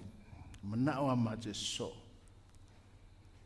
Awae e le fia so i o i stonu ole me ei matai o le ainga. Ai fia so mai ai le ata. Te le iloa pe whapeli tuala. E manui ai pe aso mai taftafa o le whaife au. Ai o se tangata e tau sa fia o na winga. O se tangata fo e le tau talso a o ana ngā luenga. Ia, uso, afa, sa wia ina alu. Ia, manuia lau malanga. Le whanau, whanoa noa. E mai esu, o te lea tu ua o tau o e mātu oti. O te toe sau ia te utou. Pa wale o le suafa e manui ai o tau tātou uma. Pe a tātou latalata ia Yesu. E sau ea.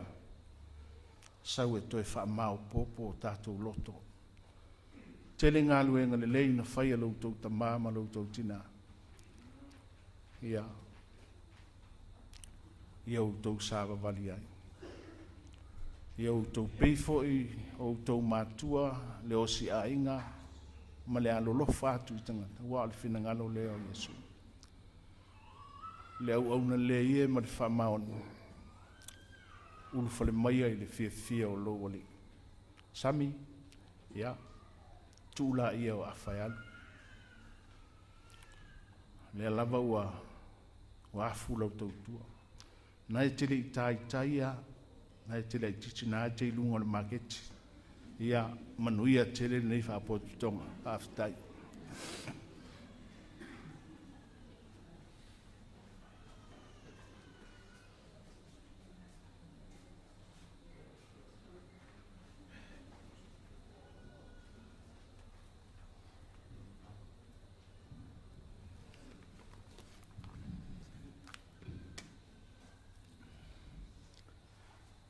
Ia, mua ngō whakalofa mua i le fionga le tia kono, le tai o le sauninga. Whatalofa atu i le paia le au whaingaruenga le atua mo lātou whatua. Ia, te indane le mamalu ese o le mafutanga ua au fia mai le neivaenga o le afiafi. O wari tua malo le fionga ia Leituala. E li ta uola ungoa. Isi whai ala utalele i le mena i le matonu. Kwa ka o ilola ungoa. Sapolo ia le pikopo disi o to ina. Fa malu atu le karesia uma kako o ke roku. Sapolo ia le pikopo disi o to ina le to lua. E no fo fa tali le tu foi na to foi fe au tala. E karesia. Ma toula io e lua wa lota e lua foi e pikopo. E to lua foi la to ina na foi e pikopo. E no fo le e ta pena le tau mafutanga. Tari ai le tufai nā tō whai whiau tāla i foi lea i wā lota. Walu le aso tā pena le taumafutanga. O maea. O nā sa whai lo leo nei tō ina, o ngō tō ina, o la whai le ngō resi, a o mati le ngō resi. Sa whai nei tō ina lea e whaatari te me tau nua tua i nei whai whiau tāla. Rei lewa, e tau nua tu lor whai whiau tāla i wā latu le veni vo lea le karesia. Tu whaatu whai whiau tāla. Ai o atu whai whiau tāla, wai mai nei tō ina, ai sore o teine, o awhakasi. E o lai whena nui atu ma ngai atu i le mota lea. O atu loa nei teine, o sawa le ngō resi teine, a o sina le ngō resi teine. Ia no atu loa ia nei whai whiau tāla ia, sau whai mai resi tua, rea sau whai atu i nei tō ina. Tu jiti atoa le rea whai tū lao, sau whai tō ina ia, le se wha tū lima o no vai atu, o whena nui mai nei teine ia. Ia tūlo i runga le tene o Sarah introducing ia. I'm Sister Sarah. Tūfo i runga skengi o sina introducing ia. I'm Sister Sina. Ia lue uru la wari ia. Nana lue uru la wari ia whea tūlo mati ia la whai. Karia kwa ioi, a me mea la whai. Karia kwa ioi maki. Nganga pō a whapeo le vai a maki whai akuloma maki kai kengi. Ia vai orua. Kusa umaka kou, I'm Sister Mati, I'm Sister la whai. Olonga winga, o whamakala kala rea. E kukusa umaka kou ringi a fiafi. O me uma woko mori mau ai. Ka kongu foi ia, o la mori mau foi ia. O au, o asiata, pa alepu, a whanu. O au, o le atali i whaingaruenga a Leituala. A tau e apostolo Paulo i a Timoteo, o lona atali i whaleanganga, o lono winga. O au, o le atali i whaleanganga a Leituala. I to tonu o le ngaruenga. O sina tala pupu. O ke roka e au whakakula i le mako porisili e mori mau i le talaanga o le sunga ia afa. Po le fionga ia Leituala. Po le fionga ia fui maunu. Ia awalo na soifuanga lue. O Leituala. Se o matuata mai ia. O le tangata e poto. Ai, o tai au umatalu na fo i mai Leituala mai ana si ngā mai. E ta e luakula mane mea ngā pise kamai kauntina na. E ta pena le rea samila na lana lanchi ngā more. Mo le wauri. Ai o me ai na fa tonu mai fo mai. Mo meu fruits winga e ia ma meu nisi me o mo meu e ai mo ka loki o fola ai nga uma. O te tau atua, o le mafuanga tonu ale wa mai e to ina. Na tau nu atua mare, ti ai le lapisi, ai tau sami papa ki ulo lolo i o ke me fai ia lunch. Yo, me tonu ana o aure nei. O ro te mata ai. Io e musu e toi fo i mai male lanchi le ta pena e sami. Ona te o ke ngia ia sami. Ai le roa sami mo kwa tumu i lava le lapisi i mo ka loki maesi ma me umala yo. Ai tau sami ia le papa ki ulo lolo. Ia. O le si vaenga ta ua. A usau nei ruma i le o lo sa fa ia tu ia afa. Ia papari. So le meo ke ronga ka ka makwa ka mai ia. O la ngingu mela. Ke va ai lunga langa lang computer wa fa sanga fa pe me lang computer. Ai la se meo ke sawa ya Leituala o te tala noa. O ke vai akunga le computer a Leituala. Kasi koru wha rima ono. Kesi mare lua koru wha. Koi kia o le lua se furu. Ke rara ukalanga whai a Leituala. A me le round to the nearest home number i number. Me me Leituala. Ai loa ke wha marmarea au kau karso. Le kai kainga e maramalama i me wha pengei. Ia o Leituala o se tangata tamai. Te lero na sau. A wau tūlai. Ono mātou nei na iai le te mina. Na oso ai le mai. A Leituala. Ma umailo na ola. Ioe. O le toi ina. Sau whalongo tu tono mato ofisa. O tala le toi ina whai mai. E fiaro tā pena ia me ave ira na singa iona tua whawhine mono uso i whai malanga mai le i marua. Ia, ona whai atu rea tala toi ina ia mato ofisa.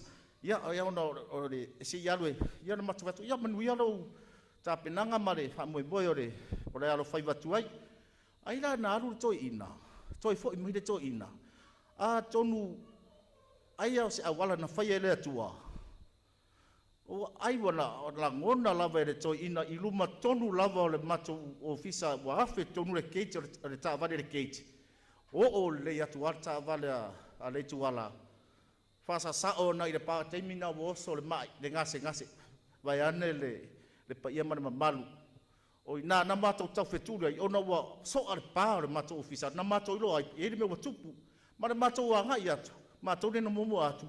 Ia wa oso wa uma le soifua to ina fai atu al mato ngaluenga momua vili ia mai mato ngai ave le fari mai le vave ave ai ia wa uma lava lona soifua ia ona longo ina tu ale o sami ia ona mato tatara no ale mato ngai le mauta ngasi ia a tonu e awa tato te fa no noa io o le aso nei o le aso fia o le aso tato te fia ai ua alu maliele malanga le afionga ya Leituala por afionga ya fuimono a tonu ua a miele atua ia e la ngona lava mafana loto pe a fa longo mai mori mau ia mai atu ia le tautua ma le au nanga a fuimono por afionga ya Leituala tonu re ainga ia o te tari tonu lava ta oso le fainga malanga le afionga ya Leituala ia manu te rina le nei vaenga le afiafi ia soifua manuia le afionga le taitai o le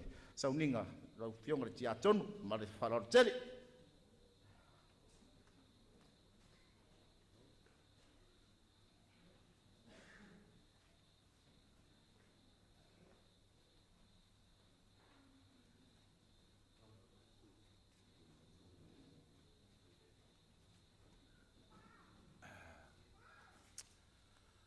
Al moli mau pikta ua lea.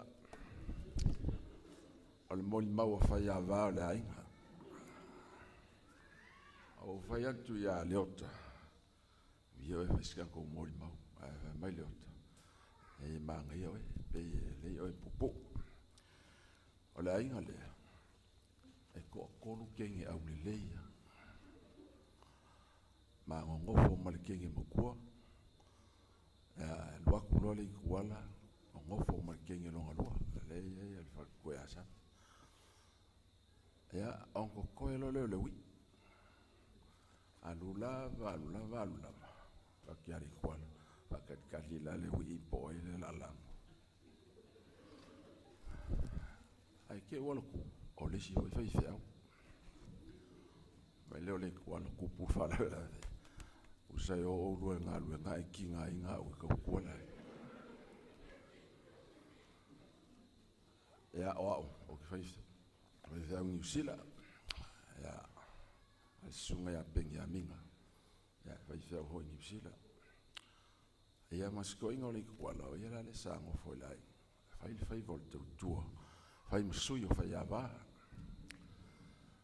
Ole fai mai mo maulenga umantune ya wol fa ngonga, au ma pengi, ole uma fa ngonga. Wai frolinga mai ole la makang fa solo fai ava la inga. Ya ba ma fa ngongo awa ole la woki le kuala ai le si fai vole ol fai aba bela le ya pe ya woki pole ele ko mo alu le kuala ele ko is fai aba ya lu sei Mo le kuale vai mo tatu sui. O le poko e o le kuale maliu. Maliu kongo al kai mingo mai fon kele le karesia. Wa ka penga nei le fa alo ainga mo le fa mo mo. O va kia be ka fefe. Ele ko yese e kele ko mo ka o peka o le walu mai ale kuala i. Wa ai lo ngai fa le ainga i kele mo ka o peka.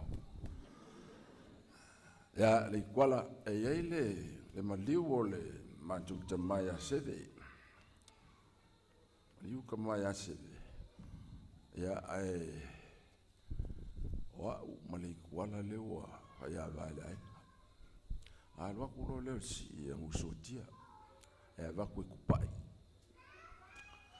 Akula kupai. Nga ku al ko kupai. Ele am kala wa misikala kupai. So le ofo ma mauku. Awa la si pusa apa mai kuai. Ya le kuala. Vai le lua le mafau fau. E ke lua le lo al safika la ya nge ya inga anga wo fasi pusa apa mai. Ya au le o sa noise. Fa penale winga le uso ele ngana ele tutala. Ya au se tangata tutua le leo. Au le mele tanto te manatua Yesu. E fia ila na Yesu loi malana fano. Wala ngā lue mawhate tua. Ela lea, ia, a fitai tuala i lau ngā lue ngā te tua, a mao ma peni New Zealand. Ia, e whai o le whai o le te tua, ma le whai a wā. Wa ngā pawai o mea, pawai o i tuai ngate fifia e Yesu, mo whai a wā. Wafo i ngā whai a wā le, whai a ngā lue ngā leo lau au. Ka eao a uri e fiafi, ka eao a uri e fiafi. Ia, e maukingoa e maua long ngofuanga ele, ngofuali e whaavau. Le ngau lesa e kaukua ma le whaamaoni. Wia tele lau malanga, whaafitai mo le tantou maafitanga whaafaiawa. Ia, whaakari mai le lupo e o maua le la soak, manguia ngai asu whaafitai.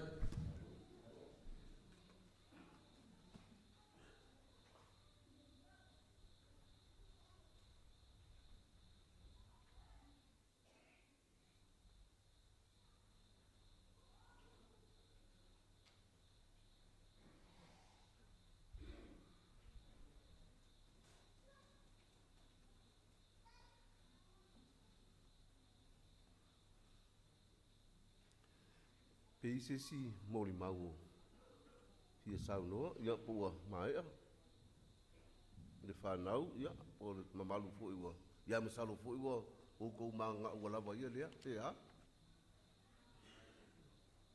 ia whaftai masalo ua leise se koe kurai mai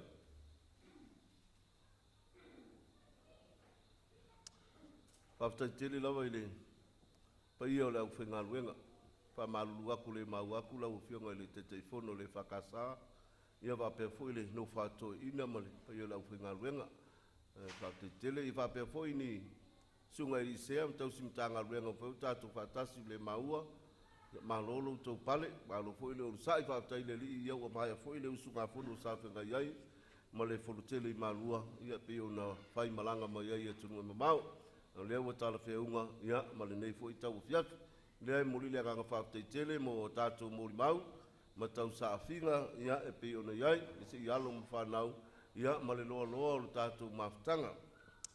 Whalongolongo a ma le tutoa i mori mau, ma whau ale i se upu e mwhaiku whakasi ai, ia ngi mori mau mākanga o fie, mua langa o whapea. O, le fionga ale i tuala le, sa whitalai, e le ngase. Ele ngase. A whaalongo i mori mau, lea pei o ngā mori mau inga. O whapelea. O le tuala, o le kangaka o le vā. O le tama o le vā. So se, sio manga lea sa mori mau ina. Mai le soifua awa o ina mai le primary school awa yusu. Whaasolo a kua i St. Joseph. Peo na i mori mau. Se o i ofisa whai ngā ruenga, kama o le wā. O le tangata o le wā, Hi o ifo ina ua tausi a inga ma whaamanuia ina i suafa matai. Le lava o moli mawina. O le ala u whaalongolongo. O le tangata o le vā. Le tautua ma ona whaiwalo whirima. Sa whenga iai. I to tonu o lona a inga ma ona a inga uma. Le lava o tō moli mau. I le soi fua o le fionga i a Leituala. Whapelea. O mea uma ua le lei. O mea ua mātanga o fie. O mea foi ua saunia ma moli mawina. Whai ia o se vi inga o le atua. Wā le soifua o ngā. Ma le soifua tautua. Le soifua au auna o lana o fionga. I le saofitalai. Na fo ina mai e le ali. Wāwe se ina e le ali. Ia whaamanuina le suafa o le ali. Ia whanene eina o ia. Ia whanene eina o ia mauanu ngā lona whanene ina aleluia ia ia o ia tanga sauma Pea mauna sangata pai ia le tupu ia whanene na avatu ia vinga ia Matau atulana alova matau atulana alova abatui yalevi inga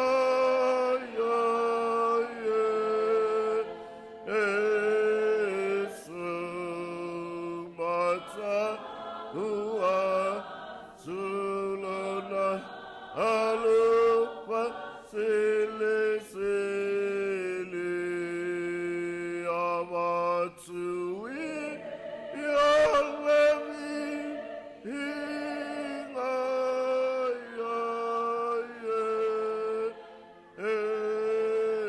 sumata uatulana alova mata uatulana alova abatui yalevi inga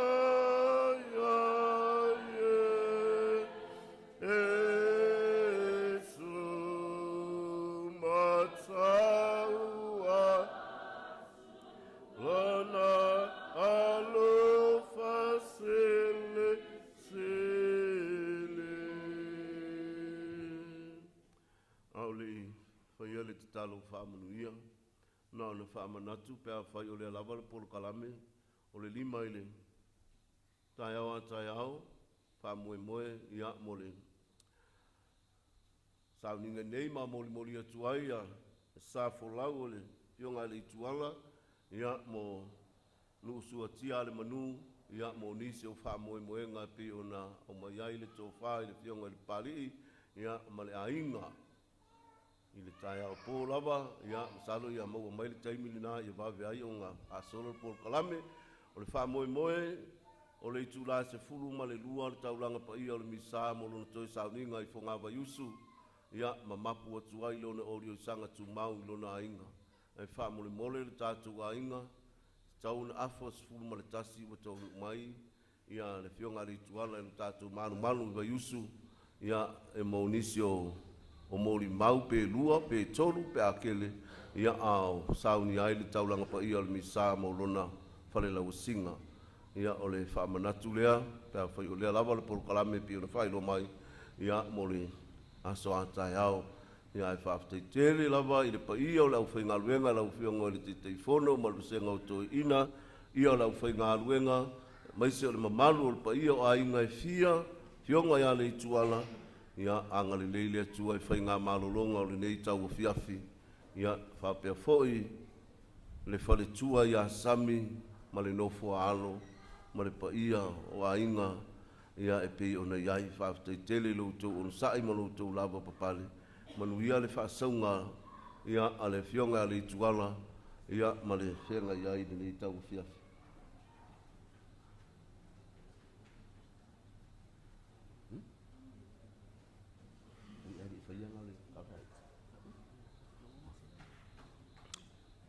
Malu rua kuava dan kele umar kikile kongul por kalame le mal vanga le isa ka musu mo se fai mo me le usul pese fai me mul le ya le la ko kule bango mo le video le fai esa la le ha ko lu ikula ha ya o le la ka ko se fa mo le ir pico le se fa mai amai fai ro ka ko kalu fa mo ia fai wei dia ma dia la sunga le tau pa u ia e o ia mal fa lo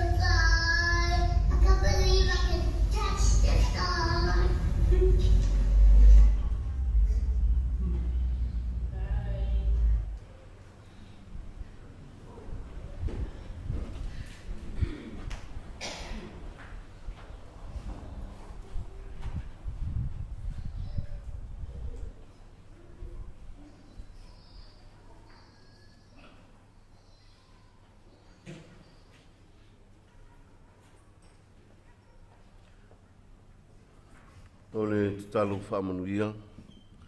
Mātou iai le si ui o le nei whamoe moe, whaftaitele lo mātou watua, i lou whapale pale mai, ma lou au ai le nei whamoe moe tāua. Whai wina ma fo i atu le vi inga i ate oe. Mātou te talo, i a se e malanga malau o fio, lo mātou tā ampe atu, i a inga, ma fio anga ma la whanga. Malutia i mātou uma i au awalofa. Whamoe moe mo le tai au fau a tai au, whauawina o le sauninga ma o na toe sauninga uma. I au o manu mea uma i lo whātasi mai. I a tūma mai ale manuia o lau o fio le atua le tamā. Le alofa siri siri ese o Yesu ke riso o le ali i male whaola. I le male mawhitanga le mautusia whaitu mau ma lou lava nganga pa ia. Ia i lunga o lau auna nei le tamā ia le Leituala. Le tina le whanau ma le pa ia o a inga. O le nei mamalu o Samoa ma au whanau i le lalolangi uma. Ma ia whamanuia i tātou umalama i le atua mamana, ma le anga alofa, i le suafo le tama, ma le alo, ma le anganga pa ia. Amene. Lo whaftai.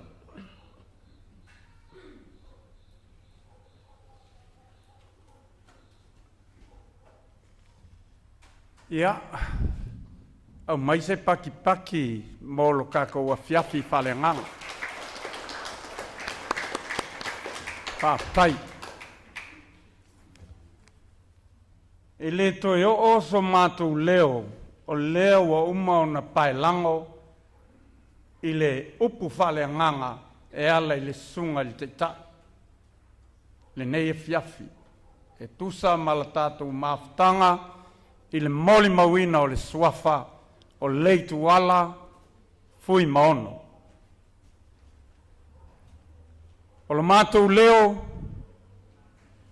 ma le anganga whaalalo o tūlai ai le awa ma le mingao. Ia walpa ia o le fiafi, i le moli mawina, a inga ngalua,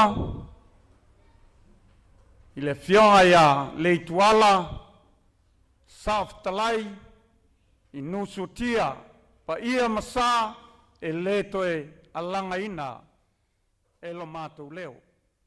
Ai maise le fionga ia palii o feoi o whongava i usu, pei o na utulai, paftai lau sunga le teitai. Mole, upu whale nganga, ua tōm tawina aile nei e fiafi. Ia kopo whamole mole, tulai mai. O le ase mea lofa ua mama au iai, le pa iai, i niusotia, ai maise o whongava i usu, o feoi o ai ngalua, taua o se mea, e longa ai le nei e fiafi. Te utusile il sunga le teitai, whauninga, whianga le te akono. Wa iai le tau maftanga wa tapenaina, pe a tala le filiali. Lau whionga i le taitaifono le kalesia, o le mea alofa lea.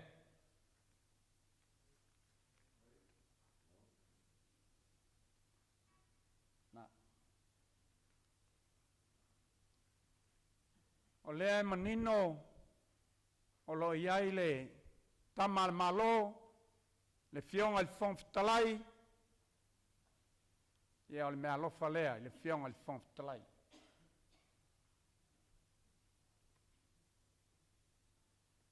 Sunga il whawhengainga i a tani, o lau te utusi lea.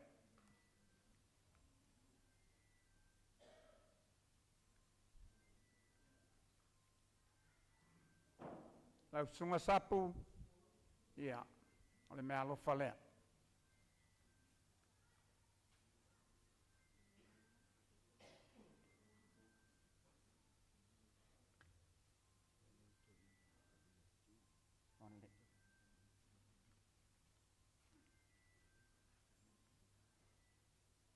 Ia, le fionga ia talia, sunga il toina,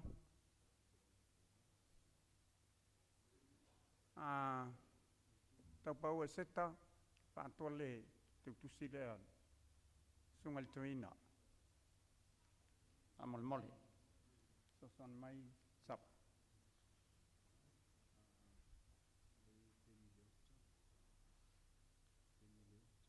Peni leota, ia, o le mea alofa lea inga lua.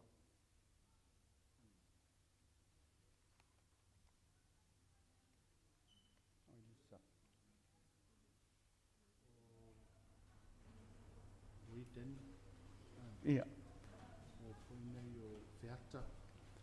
Ia, sunga ia feata. Sau ia kopi. Sunga le ia feata. Si mai le ao pa mole mole. Swale atu o.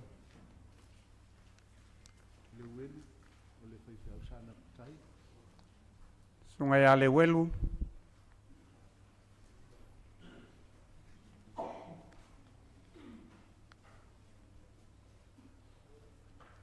Si me alofa lea, o le fiafi.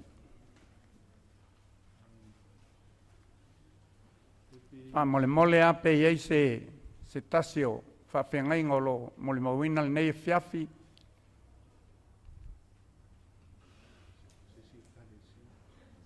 So se kalesia lava wa tātou mafuta ile, malu nei.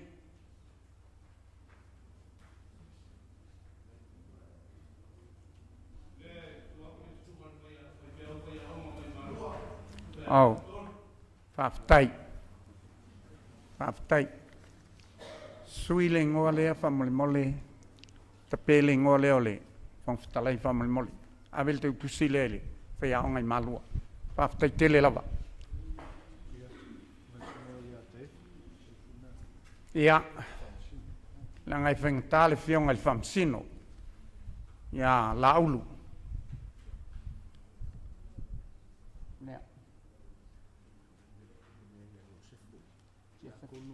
Sefo i usu a.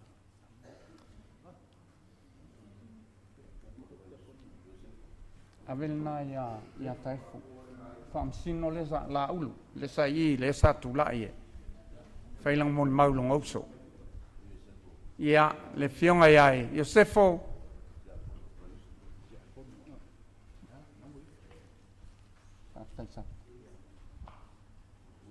Ia. Awa nei no tia me fa pe nei langa e. O pelenga o meo ainga. O fui ni matamuli ma. Vai angelo ko. Au sale vi kulonga langa o. O e o fa e papa wao iai. Fal penga lo ka ko ku la langei. Ia mal fa lo alo fa taitele.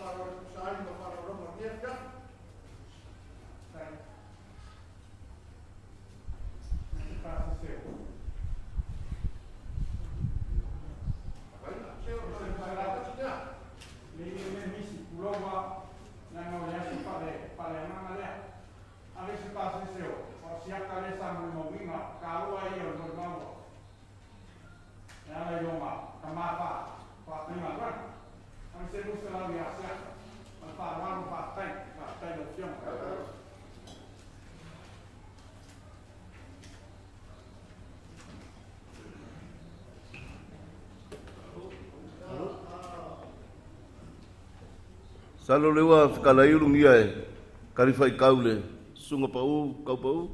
Ia, e le koe la loa se kala, o le ua mai a wha moe moe pingo iei wha tele, ia mo le maa au wha alo man. Tau aunga mo whai ngā mea lofa ole, ne fui tau whiawhi pi o ngā mau iei pa i o ainga fia o le fionga le sauri, sa whakalai. Pe lea whamanuia lea tua mo koe whakumu, koe whakele ka mau ainga yo kou au. Ia pe ngai lea so, ele nganga ma whamoe ia, ka kumaea, ia i whainga malolongo ngai fiat, o le nganga whaaloalo whaftai.